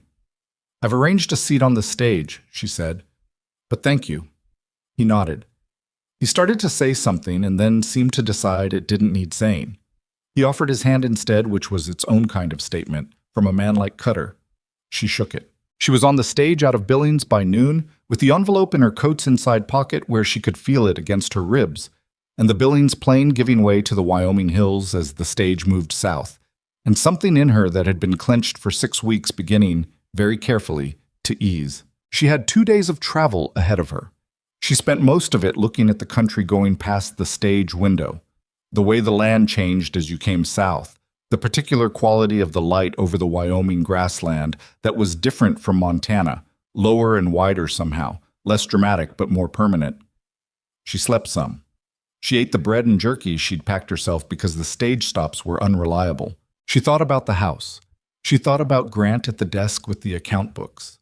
She thought about Edna and Hector and Russ's firewood outside the kitchen door every morning, and Danny's inability to conceal the fact that he'd eaten 6 biscuits instead of the 2 he'd claimed. She thought about a kitchen table where people talked after supper because they wanted to stay, and a fence gate that latched now, and a burned south corner on the barn that would need proper repair in spring, and a man who had said, "I'm making it anyway," about a promise she'd told him would be hard to keep. She watched Wyoming come closer and thought, "I am almost home." She did not examine that thought. She just let it be what it was, sitting with the envelope against her ribs and the stage rolling south through the long afternoon. The stage pulled into Creswell at 3:30 in the afternoon, and Clara was the first one off. She had been sitting on the same side for 8 hours, and her back ached in a dull, persistent way that she suspected would take a day to work out. And her coat was dusty from the road, and her hair was doing something she hadn't bothered to address since Billings. None of this concerned her particularly. She had the envelope. She had the number. She had the arithmetic she'd done and redone on the stage until the figures were as fixed in her mind as her own name. She asked at the stage office about a horse she could hire for the 12 miles north, and the man behind the counter, a young man she didn't recognize, probably knew, told her the livery was 3 streets over. She walked there with her bag over her shoulder and rented a brown mare that looked reliable if not fast. And she rode out of Creswell before 4 o'clock, with the afternoon light going long and golden across the Wyoming plains. She had not sent word ahead that she was coming. The drive had ended 3 days earlier than expected, and she'd taken the first available stage south rather than wait for a specific scheduled day, and there had not been a good way to get a message to the ranch faster than she herself could travel. Grant would not be expecting her. He would be expecting her sometime in the first week of May, and it was the last week of April. And what she was carrying in her inside pocket was the answer to a problem he thought he had at least another 10 days to solve. She thought about his face when she'd told him she was going. Not the controlled face. The one underneath that, for just a moment, before he'd pulled the control back over it. She'd filed that away and taken it out and looked at it several times on the drive. In quiet moments between river crossings and stampedes and everything else, without permitting herself to draw conclusions from it that she didn't have standing to draw. She was drawing them now. On the familiar road with the familiar country opening up around her, she let herself draw them. The ranch came into view in the late afternoon, and she felt something in her chest ease in a way that had nothing to do with being tired of traveling. The gate was open. She rode through and up toward the house, and Russ was the first one to see her. He came out of the repaired barn, took one look, and went back inside without saying anything. 30 seconds later, Grant came out of the barn behind him. He stopped at the barn door. She pulled up the mare and looked at him across the yard. He looked back at her. He had clearly been working. There was grime on his hands and a smear of something on his jaw, and he had the expression of a man who has been interrupted in the middle of something and is recalibrating what the important thing now is. "You're early," he said. The drive came in ahead of schedule. She reached into her inside pocket and produced the envelope and held it up. "I have it." He looked at the envelope. He didn't move for a moment, and then he crossed the yard and came to the side of the mare and took the envelope from her hand. He opened it and looked at the count inside and was still for a long time. "Clara," he said. "It's enough," she said. "I counted it twice in Billings and again on the stage. It covers the full balance with the penalty charges, and there's enough left over for the spring reserve and wages through July." He closed the envelope and held it, and he looked up at her with an expression she had never seen from him before. Not the controlled competence, not the studied calm he wore over difficult things. Something underneath that, something that was not at all composed. "Get down from that horse," he said. "Come inside." And Edna had supper on the stove when Clara came through the kitchen door, which meant Edna had either seen her coming from the window or had some other means of information that Clara did not fully understand. Her mother turned from the range and looked at her with the complete comprehensive look of a woman who has spent 6 weeks worrying and is now setting that worry down. "You look thin," Edna said. "Drive food," Clara said. "I'll be fine in a week."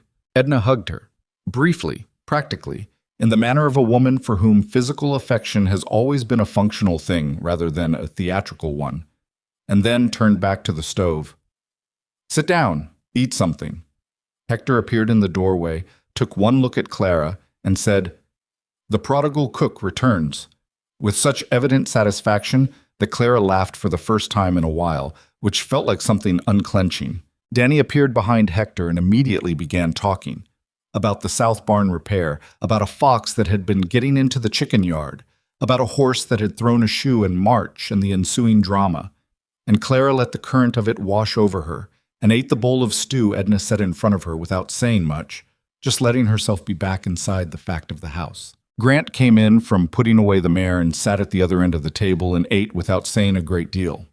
But he looked at her twice while she was talking to Hector, and she felt those looks even when she wasn't returning them, the way you feel heat from a fire without looking directly at it. After supper, when the others had dispersed, Hector to the bunkhouse, Danny behind him, Edna to her room with the particular tact of a woman who knows when to make herself absent. Clara was washing dishes at the sink, and Grant was at the table with the envelope in front of him and the account book open. "The deadline is the day after tomorrow," he said. "I know. We should go to the bank tomorrow morning." "I know that too." She dried her hands and turned around. "I thought about writing ahead, sending word to Aldrich that the payment was coming, but I decided against it." Grant looked up. "Why?" "Because I want to see his face when we walk in," she said. "Not when he gets a letter." A beat of silence.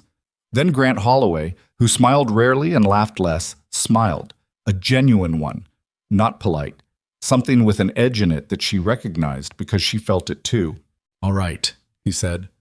"Tomorrow morning, then." They rode into Cresswell at 9 o'clock the next morning, side by side, on the two best horses the ranch had, which Grant had insisted on without explaining why, and which Clara had understood without requiring an explanation.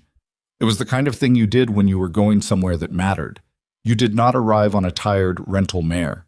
The town was at its morning business. The feed store was open, the hotel dining room visible through its windows with the breakfast crowd still in it. The general store's awning cranked out against the spring sun. People moved on the boardwalks, and several of them looked at Clara and Grant as they rode past with the particular arrested attention of people who are recognizing a situation they have an opinion about. Clara kept her back straight and looked forward and did not acknowledge anyone. They tied the horses at the bank's hitching post and went inside together. The bank was mid-morning busy. Two tellers occupied a cluster of men near the far wall having a conversation that stopped when Grant came in. Carl Webb was at the teller window, and he looked at Grant, then at Clara, then back at Grant with a look that asked a question he wasn't going to say out loud. Grant asked for Aldrich. The clerk went to the back. They stood in the lobby and waited. Clara was aware of the men near the far wall watching, not discreetly at this point, but with the frank attention of people who understand that something is happening and want to see what it is. She recognized one of them as Kenneth Pruitt. She recognized another as the man who ran the surveying office. She'd seen him in Cresswell in December. The third she didn't know. Aldrich came out from the back with his customary unhurried manner, which was itself a statement. The studied ease of a man who has decided not to hurry for Grant Holloway. He saw Clara and his expression shifted. Barely, just a compression around the eyes. And then the pleasantness reset. "Grant," he said, "I wasn't expecting you until the end of the week." "I believe the deadline is tomorrow," Grant said. "We're a day early." "We," Aldrich said, in a way that managed to make the word contain something it shouldn't have. Grant looked at him for a moment. "The full balance of the Holloway Ranch mortgage," he said, "including the penalty charges under Clause 11, and all accrued interest through today's date. I'd like a final accounting and a receipt." Aldrich looked at him with the expression of a man running a calculation. "You have the full amount." "I wouldn't be here if I didn't." A pause. The pleasantness was still in place, but something underneath it had shifted. Some arrangement of the features that told Clara the man had been expecting a different conversation. Had been expecting perhaps that Grant would arrive short, or not arrive at all, or arrive asking for an extension. "Let's go to my office," Aldrich said. "We can do it here," Grant said. He did not move. Another pause. Aldrich read the room. The tellers who were not pretending to work anymore. The men by the wall who were watching with transparent interest. Carl Webb, who had turned around entirely from the window. "Of course," Aldrich said with the smoothness of a man who has decided to accept a change of venue as though it were his own idea. "Let me get the figures." He went to the back. He was gone for a few minutes. Longer than necessary, Clara thought, for a transaction he should have had ready, and came back with a ledger and a formal statement that he laid on the counter. Grant looked at the statement. Then he looked at Aldrich. "The figure is the same as when you showed it to me last month," Grant said. "Interest should have continued to accrue." "Our calculations? By my accounting and by the terms of the original agreement, additional interest has accrued since our last meeting." He named the exact amount. "Add it." Aldrich looked at him, then at the ledger. He made the addition, visibly and correctly, and produced a new figure. Grant looked at Clara. She looked at the figure and nodded. He turned back to Aldrich. "Clara," he said, She produced the envelope and counted the money onto the counter. She did it steadily and without hurry, counting each bill clearly.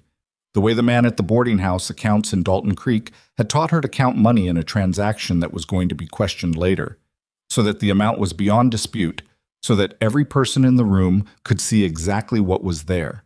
The bills made a stack that was substantial and unambiguous. The amount on the counter matched the figure on Aldrich's ledger to the dollar. The lobby was completely quiet. Aldrich looked at the money. He looked at Grant. He looked, briefly and with an expression that cost him something to control, at Clara.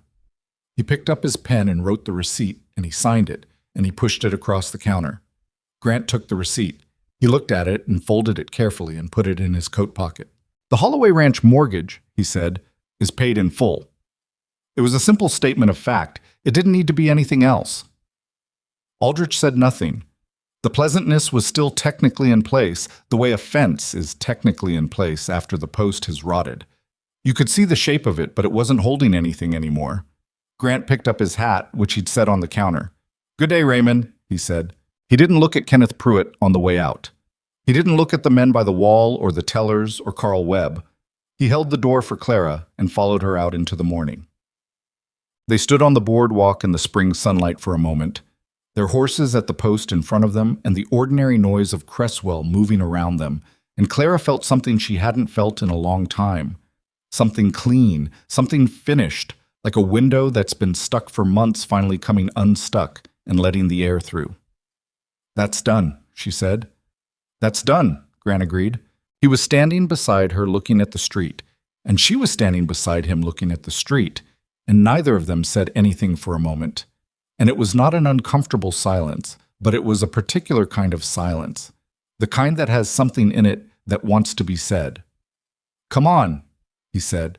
"I want to buy you a proper meal before we ride back." The hotel dining room was less full by the time they went in, the breakfast crowd mostly cleared. They took a table by the window. An ordinary choice. The table was available, but it meant they were visible from the street, which Clara noted and did not remark on. She was past the point of managing her own visibility. Let people see. They ordered, and the food came, and they ate, and the conversation moved in the comfortable way it had learned to move between them over winter and then been suspended for 6 weeks. They talked about the drive, about the ranch, about what needed to happen in the next month with the restocking and the barn repair and Hector's back, which had worsened over the winter and was going to need to be managed differently through the spring. At some point, Margaret Pruitt came past the window and slowed and looked in and kept walking, and Clara saw her do it, and Grant saw her do it, and they looked at each other across the table. "She'll tell everyone she saw us having a public lunch," Clara said.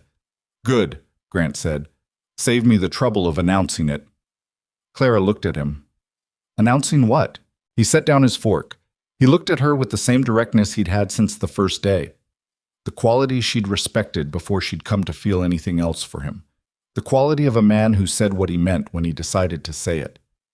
"Clara," he said, "I'm going to say something, and I'd like you to let me finish before you say anything."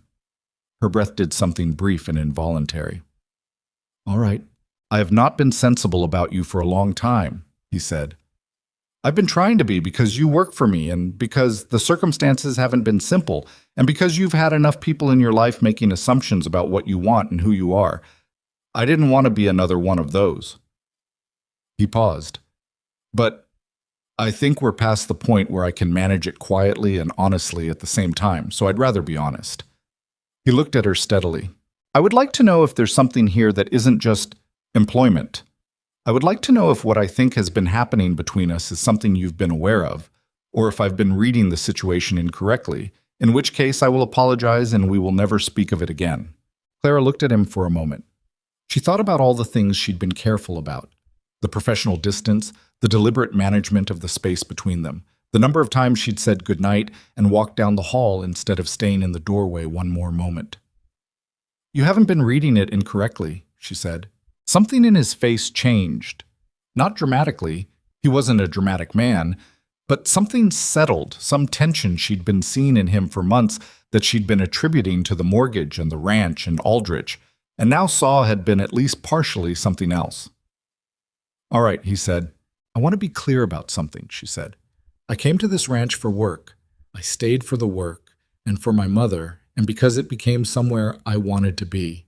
I don't want you to think the drive was you saving the ranch because you wanted to, he said. I know that. I've known it since you told me. I'm not confused about your motives, Clara. I'm not confused about yours either, she said after a moment. That's what I'm trying to tell you. He held her gaze. Okay, he said. Okay, she said. It was not a particularly eloquent exchange for a turning point. She thought she was probably glad of that. They rode home in the afternoon, taking the long way that followed the creek north before the road turned west toward the ranch. Not because it was faster, but because neither of them was in a particular hurry. The spring country was green in the creek corridor, cottonwoods just coming into leaf, and the light was the long, easy light of late April that makes Wyoming look like something someone painted rather than something real. They didn't talk much on the ride. There was a quality to the silence between them that had changed, or rather that had become what it had actually been for a while, without the pretense that it was something simpler. Clara found she didn't need to do anything with this. It was enough to ride beside him through the Green Creek corridor in the afternoon light and let the thing between them exist without any requirement to name it or manage it or keep it at the appropriate professional distance. About a mile from the ranch, he said, I'd like to ask you something. All right. I'm not going to ask it today, he said. I want you to have time to be back, to be settled, to not have it come the same day as the bank, which would make it feel like part of the same transaction, and it isn't. She processed this. You know I understand what you're going to ask. I know. And you're not asking it today. No.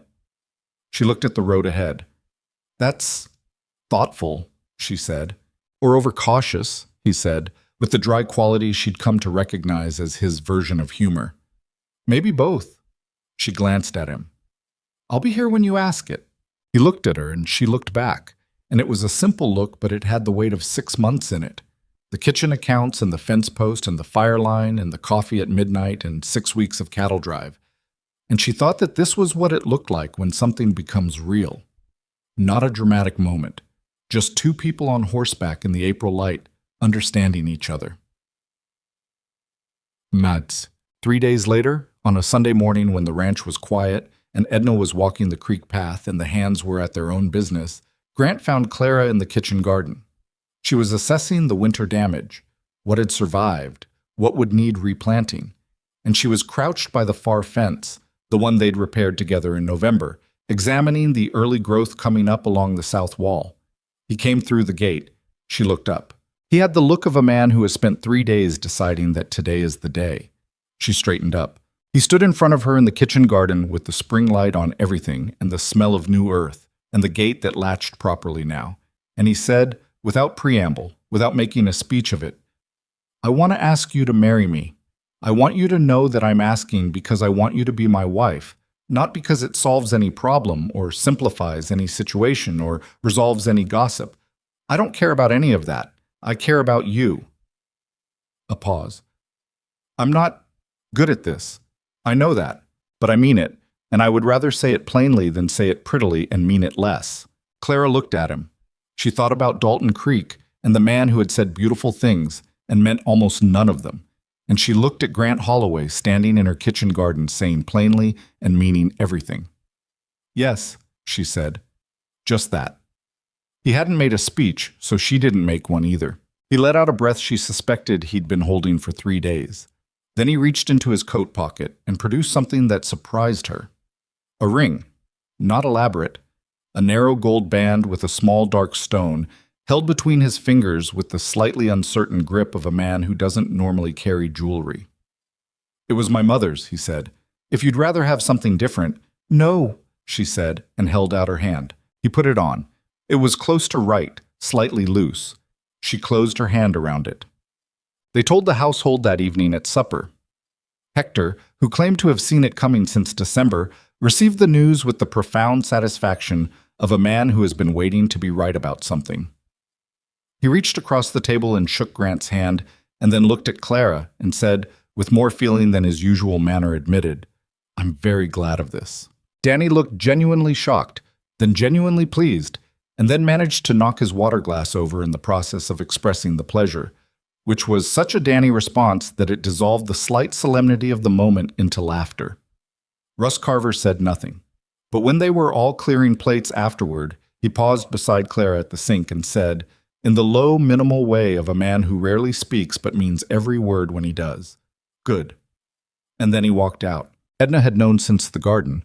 Clara had gone to find her on the creek path directly after, and she received it at the supper table with the contained, warm composure of a woman who has been hoping for something and is now watching it come true. She said nothing much at supper.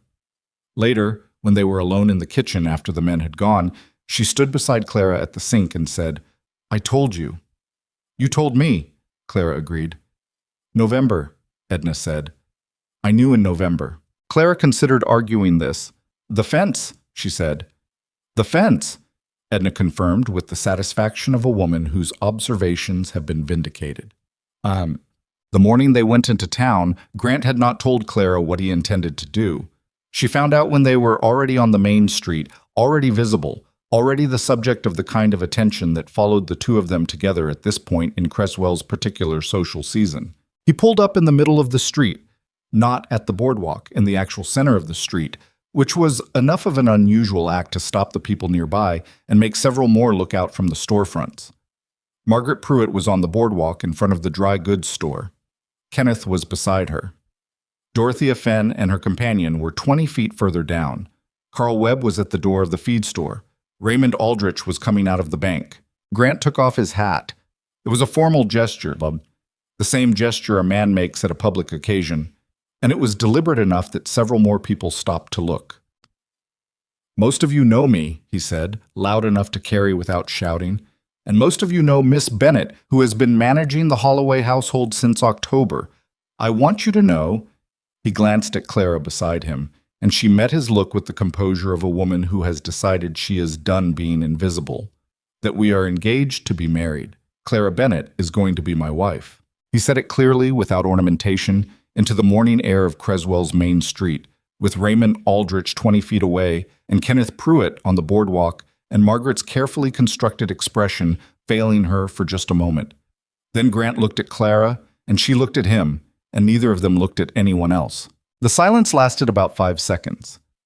Then Carl Webb said, "Congratulations, Grant," in a straightforward, decent voice, and several others followed.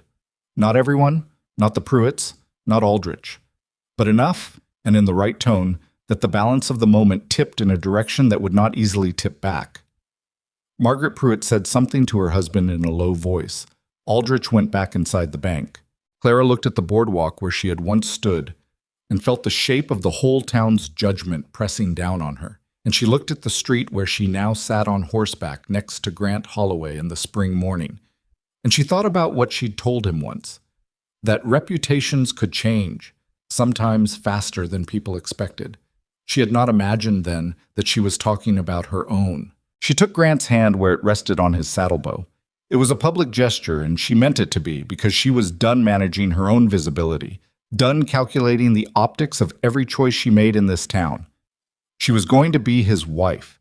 She was going to keep cooking in that kitchen and managing those accounts and fixing things that broke and fighting fires when fires came, and Creswell could watch or not watch and think what it wanted to think. She held his hand in the middle of the main street, and he held hers back, and the morning went on around them in the ordinary way mornings do, indifferent to the fact that something had permanently changed. They were married on a Saturday in June, 3 weeks after the announcement on the main street of Creswell, in the front yard of the Holloway Ranch with the Bighorn foothills visible in the distance and the creek running audible somewhere behind the south pasture.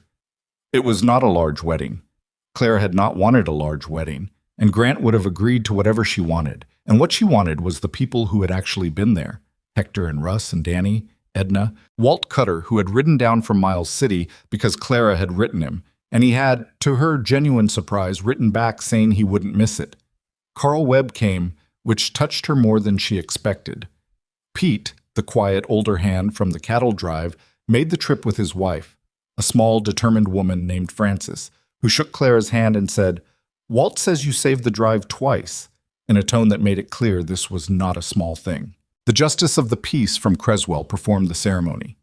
It was brief and practical, the way Clara had asked for it to be, and Grant had not argued with brief and practical because Grant was himself brief and practical, and she was marrying him partly for exactly that reason. He said his vows clearly and without looking away from her, and she said hers the same way, and when he put his mother's ring, adjusted now, properly fitted by the jeweler in Creswell, back on her finger, he did it with both hands, carefully.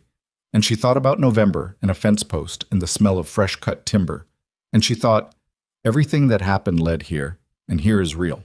Edna cried, which was the only crying that happened, and she did it quietly and without making anything of it, and Clara pretended not to notice, which was what her mother would want. Hector made a speech at the supper afterward that was long and contained several stories of debatable accuracy, but ended genuinely.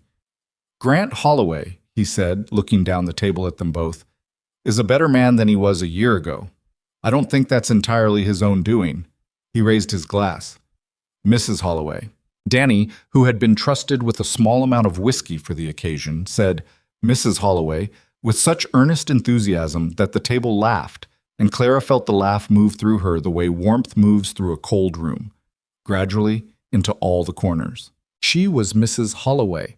She turned the fact over in her mind the way you turn over something you've been handed and are still learning the weight of, not with unease, with a kind of quiet attention, like someone examining a thing they intend to take very good care of. June became July, and July became the business of summer, the Holloway Ranch. In that first summer of their marriage was not a restored version of what it had been before the fire. It was something different, leaner in some ways, changed in others, marked by the months of trouble in ways that didn't simply erase when the trouble ended. The east barn was rebuilt, but with different timber than the original, which meant it sat slightly different against the sky than the old one had. The herd was growing, but not yet at its former number. There were still account entries that recorded the equipment sold, the losses, the things that hadn't come back yet. Clara thought this was right. She had no interest in a version of the ranch that pretended the fire hadn't happened, that the winter hadn't been what it was, that the mortgage crisis had been some temporary inconvenience rather than a genuine near disaster. The difficulty was part of the story now. The marks of it were part of the property. She preferred that to a kind of performed restoration that smoothed everything over and made it look like none of it had been hard. The work was hard. She had not imagined marriage would change that, and it didn't. She managed the house and the household accounts with the same precision she'd applied since October, and now she also managed the ranch accounts alongside Grant, a natural expansion of what she'd been doing anyway, formalized by the fact of what they were to each other. She sat at the desk in the study that had been his and was now theirs, and she worked through the figures with the same methodical approach that had made her a good bookkeeper in Dalton Creek before everything in Dalton Creek had gone wrong. She thought about Dalton Creek sometimes, less than she used to. The specific pain of it had blunted in the way pain does when time passes and life fills in around it. Not gone, but no longer the sharpest thing in the room. What stayed was not the pain but the information, the things she'd learned about how people treat a woman whose reputation has been damaged, how quickly a community can turn, how much it costs to stay somewhere you're not wanted because leaving feels like surrender. She carried all of it still. She just carried it differently now, the way you carry something you've learned to balance rather than something that keeps catching you off guard. In August, a woman came to the ranch looking for work. She arrived on foot, which told Clara something before she'd said a word. She was perhaps 30, dark-haired, with a child of about 3 on her hip, and a bag over her other shoulder that didn't look like it contained much. She came to the back door, which was the kitchen door, which meant she'd thought about how to present herself. Not the front door of a wealthy house, which could be shut in your face with more authority, but the working door, the human door. Clara was making bread. She opened the door and looked at the woman and the child. "I heard you might have work," the woman said. Her voice was steady, but she was tired. Clara could see it in the set of her shoulders, the way the child's weight was dragging at her. "Cooking or cleaning or anything, really. I'm not particular." "Come in," Clara said. She sat the woman down at the kitchen table and put food in front of her without asking, because you do not make a person explain why they need food before you give them food. The child, A boy, she saw now, with solemn, dark eyes, looked at the bread on the table with an expression of absolute concentration. "Help yourself," Clara told him. He looked at his mother. She nodded, and he took the bread with both hands and ate it in the careful, serious way of a child who has been hungry. Clara sat across the table. "What's your name?" "Ruth Devlin." She looked at her son eating. "I came from Sheridan. I left a difficult situation." She stopped. "I'm not asking for charity. I can work hard. I can cook and clean, and I'm good with animals if you need that. I just need—" She looked up. Clara saw in her face the specific exhaustion of someone who has been keeping themselves together through sheer will for a long time, and is now in a room that feels safe enough to come slightly undone. "I just need somewhere to land for a little while." Clara looked at her for a moment. She thought about a woman stepping off a rented wagon in October with her widowed mother and a 4-page supply list and no certainty at all about whether this was going to work. She thought about, "I just need somewhere to land for a little while," which was not exactly what she'd said when she arrived here, but was exactly what she'd meant. "What can you cook?" Clara asked. Ruth blinked. "Most things. Biscuits, stew, preserved goods. I can bake, though my pie crust isn't—" "Nobody's pie crust is perfect," Clara said. "Mine took years." She talked to Grant that evening. He listened, asked 2 practical questions. Where would Ruth and the boy stay, and was there enough work to justify a wage? And when Clara answered both questions, he said, "All right." It was, she thought, one of the things she loved most about him. Not that he agreed with everything she wanted. He didn't, and they argued about things regularly, in the particular ongoing negotiation of 2 people with strong opinions sharing a life. But that when she made a case, he listened to it like it was a case, not like it was a woman's feeling he had to manage. Ruth stayed. She turned out to be a hard worker and a quick learner and better company than she'd initially seemed, which Clara attributed to the fact that in the first week she'd still been in the posture of someone waiting to be told there'd been a mistake and they'd have to go. By the second week she had dropped some of that, and by the third week she was comfortable enough to disagree with Clara about the proper way to season a venison stew, which Clara took as a sign of genuine settling in. The boy's name was Thomas. Within a week, he was following Hector around the yard with the unwavering focus of a small child who has found his person. And Hector, who had no family of his own, received this with the gruff tenderness of a man pretending to be less moved than he was. By October, Thomas was calling Hector by name, which Hector would occasionally repeat to himself afterward with an expression he thought no one was watching. That fall, Raymond Aldrich's position at the Creswell Savings and Trust became complicated. It came out through the kind of gradual accumulation that these things usually come out through. A creditor in another county filing a complaint, then an examination of lending records, then a set of numbers that didn't match what the bank's books said they should. The specific nature of the fraud was intricate and not something Clara ever fully understood, but the basic shape of it was not complicated.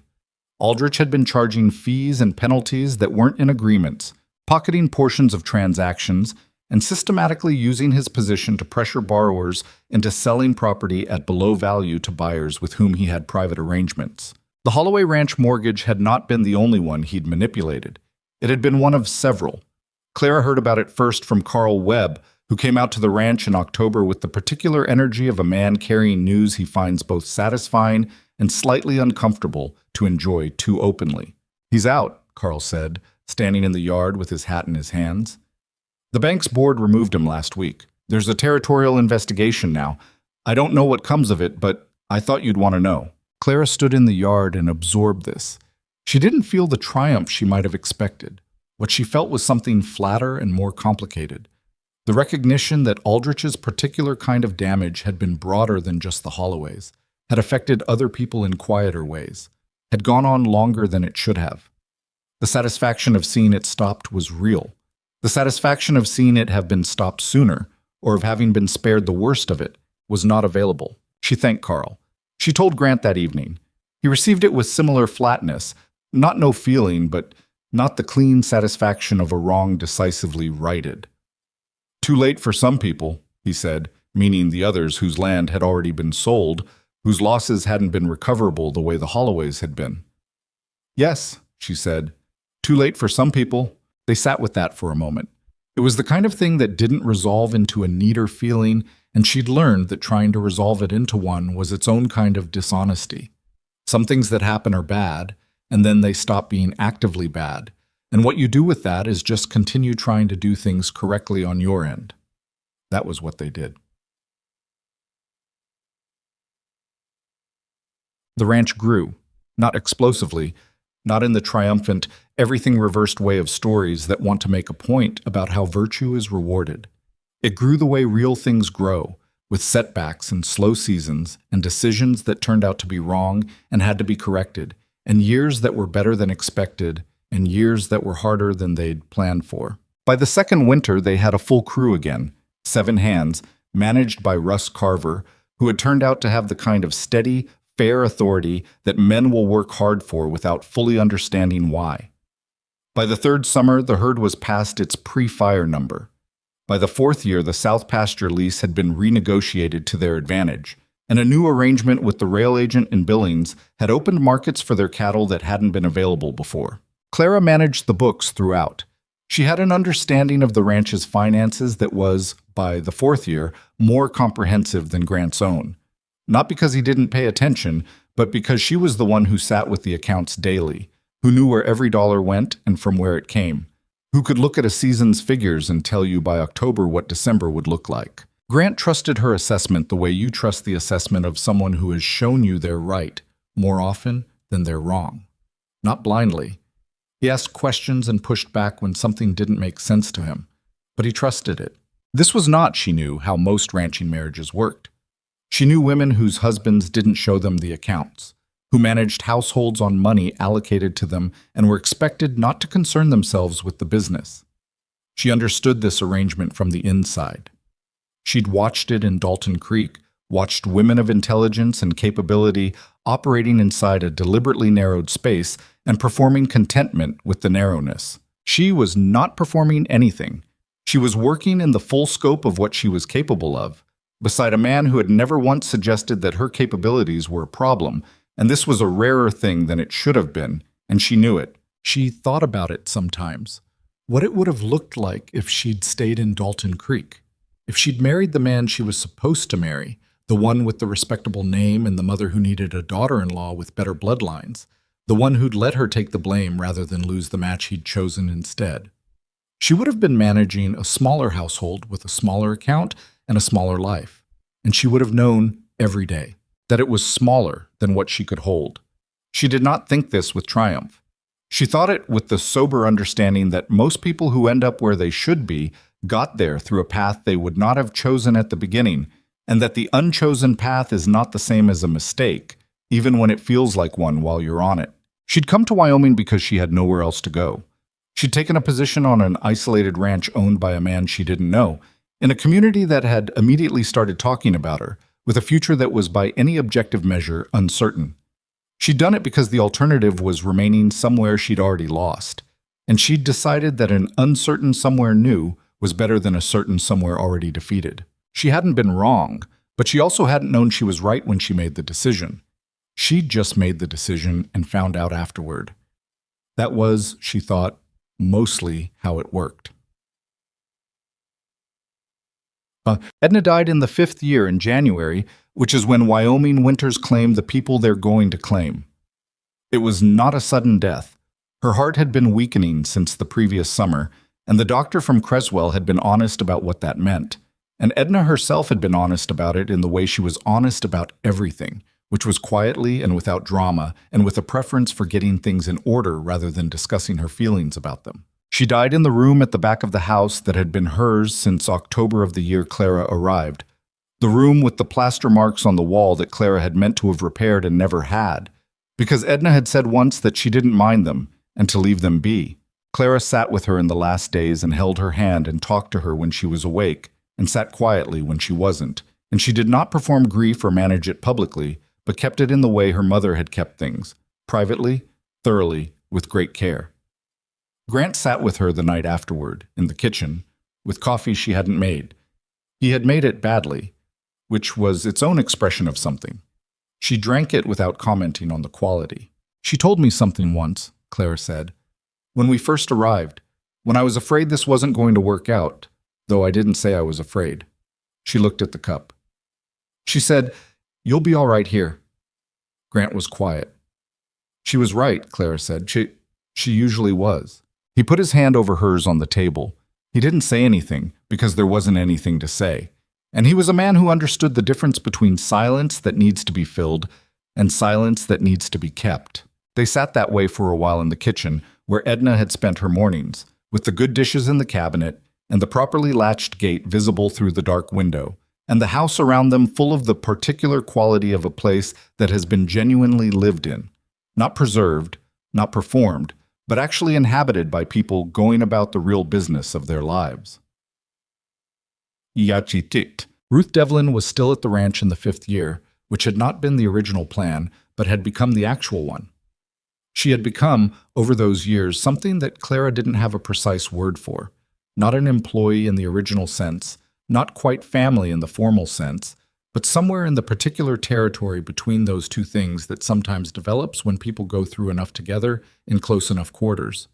She ran the kitchen with Clara now, rather than for Clara, which was a distinction that mattered to both of them. Thomas was 8 years old and could ride a horse, which Hector had taught him, with the focused patience of a man who considers this a fundamental human skill and could do sums faster than Danny, which Danny accepted with remarkable good grace for a young man who had always prided himself on his arithmetic. Danny himself had left the ranch in the 3rd year, which was the right thing and they all knew it. He was 20 and there was a girl in Cresswell he'd been riding 12 miles round trip to see twice a week for the better part of a year. And Clara had sat him down one afternoon and told him plainly that he was not going to build a life by riding 12 miles twice a week indefinitely. And he'd looked at her with the expression of someone who has been given permission to do something they've been trying to find the courage to do, and he'd gone to town 2 days later and come back engaged. They saw him and his wife regularly. His wife was a practical, cheerful woman named Nell, who Clara liked immediately, which was its own kind of relief. You never know, with the people you're fond of, whether you'll be able to feel the same way about who they choose. Hector's back gave out in the 4th year, finally and definitively, in the way that things give out when they've been managed past their natural limit for too long. He couldn't ride and he couldn't lift, and he couldn't do most of what the ranch work required, and he came to Clara about it, not to Grant, to Clara, on a morning in March when the rest of the household was occupied. He stood in the kitchen and looked at her with the particular difficulty of a man who has been capable his entire life confronting the moment when capability ends. "I don't know what use I am now," he said. Clara looked at him. She thought about all the things he'd done in the years she'd known him, the firewood, the stories at the supper table, the way he'd taught Thomas to ride with endless patience, the way he'd looked at her when she'd arrived on that October day and treated her from the first meal like a person worth listening to. "You could manage the books with me," she said. "You know this operation better than anyone. Numbers can be managed sitting down." He looked skeptical. "I'm not a bookkeeper." "You can learn. I'll teach you." She turned back to the range. "You're not going anywhere, Hector. Don't be dramatic about it." He made a sound that was mostly indignation and partly relief. And he stayed. And he learned the books with the grumbling application of a man who has decided to be competent at something new rather than admit he has no choice. And by the end of the year, he was managing the supply accounts with a precision that made Clara suspect he'd been understating his capabilities with numbers all along. By the time the Holloway Ranch was known beyond Creswell, beyond the county, into the territory's general reckoning of what a well-run cattle operation looked like, it was known not just for the size of its herd or the quality of its stock, but for the way it was run. This was Clara's doing as much as Grant's, and most people who dealt with the ranch regularly understood this. The accounts were transparent, the wages were fair, above the regional standard, which had been Clara's insistence in the 2nd year when they had the margin for it, and which Grant had agreed to without much argument because he had always thought it was right, and now there was money to make it so. The people who worked the Holloway Ranch stayed, which in the cattle business was itself a statement, because working men who are treated decently do not leave for somewhere they're treated worse. The neighboring operations noticed. Some of them adjusted their own practices, which Clara neither took credit for nor pretended she didn't know had happened. Change like that moves sideways. Someone sees something working and tries it, and doesn't announce what they're doing or where they got the idea, and the thing spreads without ever being named. She welcomed people who came looking for work with a directness that had become known in the territory. She asked what they could do and what they needed, and she tried to make a fair assessment of both. She did not assume that someone arriving on foot with not much in their bag was therefore not worth a chair at the table. She had arrived once with a rented wagon and a 4-page supply list and a mother and a reputation that had been destroyed by lies, and she had been given a chair at a table, and she was not going to forget what that had felt like or what it had meant. This was the thing she thought about most in the years that accumulated and settled into the fabric of the life she was living. Not the dramatic moments, the fire line and the bank and the Montana Drive and the Main Street announcement, though those were real and she carried them. What she thought about most was the smaller things, the account books and the fence post and the coffee at midnight, the kitchen table where people stayed after supper because they wanted to, the way a house that had been going cold had come back to life, and whether she had done that or whether the house had done something for her equally, and whether that distinction mattered. She thought that it didn't. She thought that was the thing people got wrong about the idea of being somewhere you belong. They imagined it as a discovery, a place you find that was already the right shape for you. In her experience, it was more collaborative than that. You came to a place and you put your hands on it, and it put its hands on you, and over time you became the right shape for each other. There was no version of the Holloway Ranch that existed before she arrived that she would have belonged in. The version she belonged in was partly made by her belonging in it.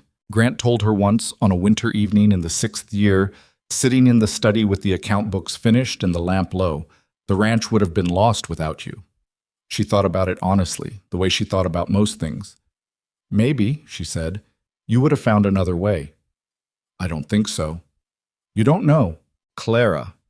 He looked at her with the look that had replaced over the years the controlled composure he'd worn when she first arrived, something more open than that, less defended. I'm not being modest. I'm telling you what I believe. She held his look. All right, she said. Then I believe it too. She did believe it, not with pride, or not only with pride, but with the particular clarity of someone who has spent enough time looking at what's true to know it when she sees it. She had come here not knowing whether any good thing was still possible after Dalton Creek, and she had found out that it was, and the finding out had not been handed to her. She had worked for it. She had fought fires and crossed rivers and stood in front of armed men on a Montana hillside and counted money onto a bank counter in front of everyone who had ever doubted her. And she had done all of it not because she was fearless, but because the alternative was surrendering something she'd decided she was not going to surrender. That was what she would have said if anyone had asked her what the lesson was. Not that things work out if you're good enough or strong enough or patient enough. They don't. Not always. And pretending otherwise was a disrespect to everyone for whom they hadn't. But that the decision to keep going, to keep trying to build something real in whatever place and circumstance you found yourself, that decision mattered. It was the only thing you could actually control, not the outcome. Not how people talked about you or what they decided you were worth. Not the fires or the floods or the men with power who wanted what you had. Only the decision to keep your hands on the work and your eyes on what was actually there, and to do what you could do, and to mean it. She had meant it. She meant it still. On a September evening in the 7th year of their marriage, Clara stood at the kitchen window and watched the light go down over the south pasture.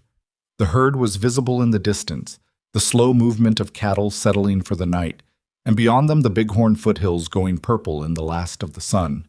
Somewhere behind the barn she could hear Thomas arguing cheerfully with Russ about something. Thomas at 11 was not a quiet child, which Hector found hilarious, and Russ managed with the long patience of a man who has seen everything. From the bunkhouse she could hear voices, the evening settling of a house full of people. Grant came in from outside with dirt on his hands and the look of a man who has solved a problem he had been thinking about all day. He stopped when he saw her at the window and stood there looking at her for a moment. "What are you thinking about?" he said. She looked at the pasture and the hills and the light. She thought about October 7 years ago, a rented wagon coming through a gate, a woman who had run out of options arriving at a stranger's door and being shown the kitchen. She thought about everything that had happened since, the work and the trouble and the fire and the drive and the bank and the garden and all the ordinary days between the extraordinary ones, which was most of it, which was the actual substance of a life. "I was thinking," she said, That I'm glad I answered that advertisement. Grant came to stand beside her at the window. He looked at the same pasture, the same hills, the same light. So am I, he said. They stood there together in the kitchen window while the light finished going down over the Holloway Ranch, and the house held them the way a house does when it has been genuinely lived in, when every room has been fought for, and worked in, and loved in, and grieved in, when the wear on the floors and the marks on the walls are not signs of neglect, but records of habitation, of people who were here and meant to be. That was what they had built, not a perfect thing, a real one. And real, Clara thought, watching the last light leave the hills, was always going to be enough.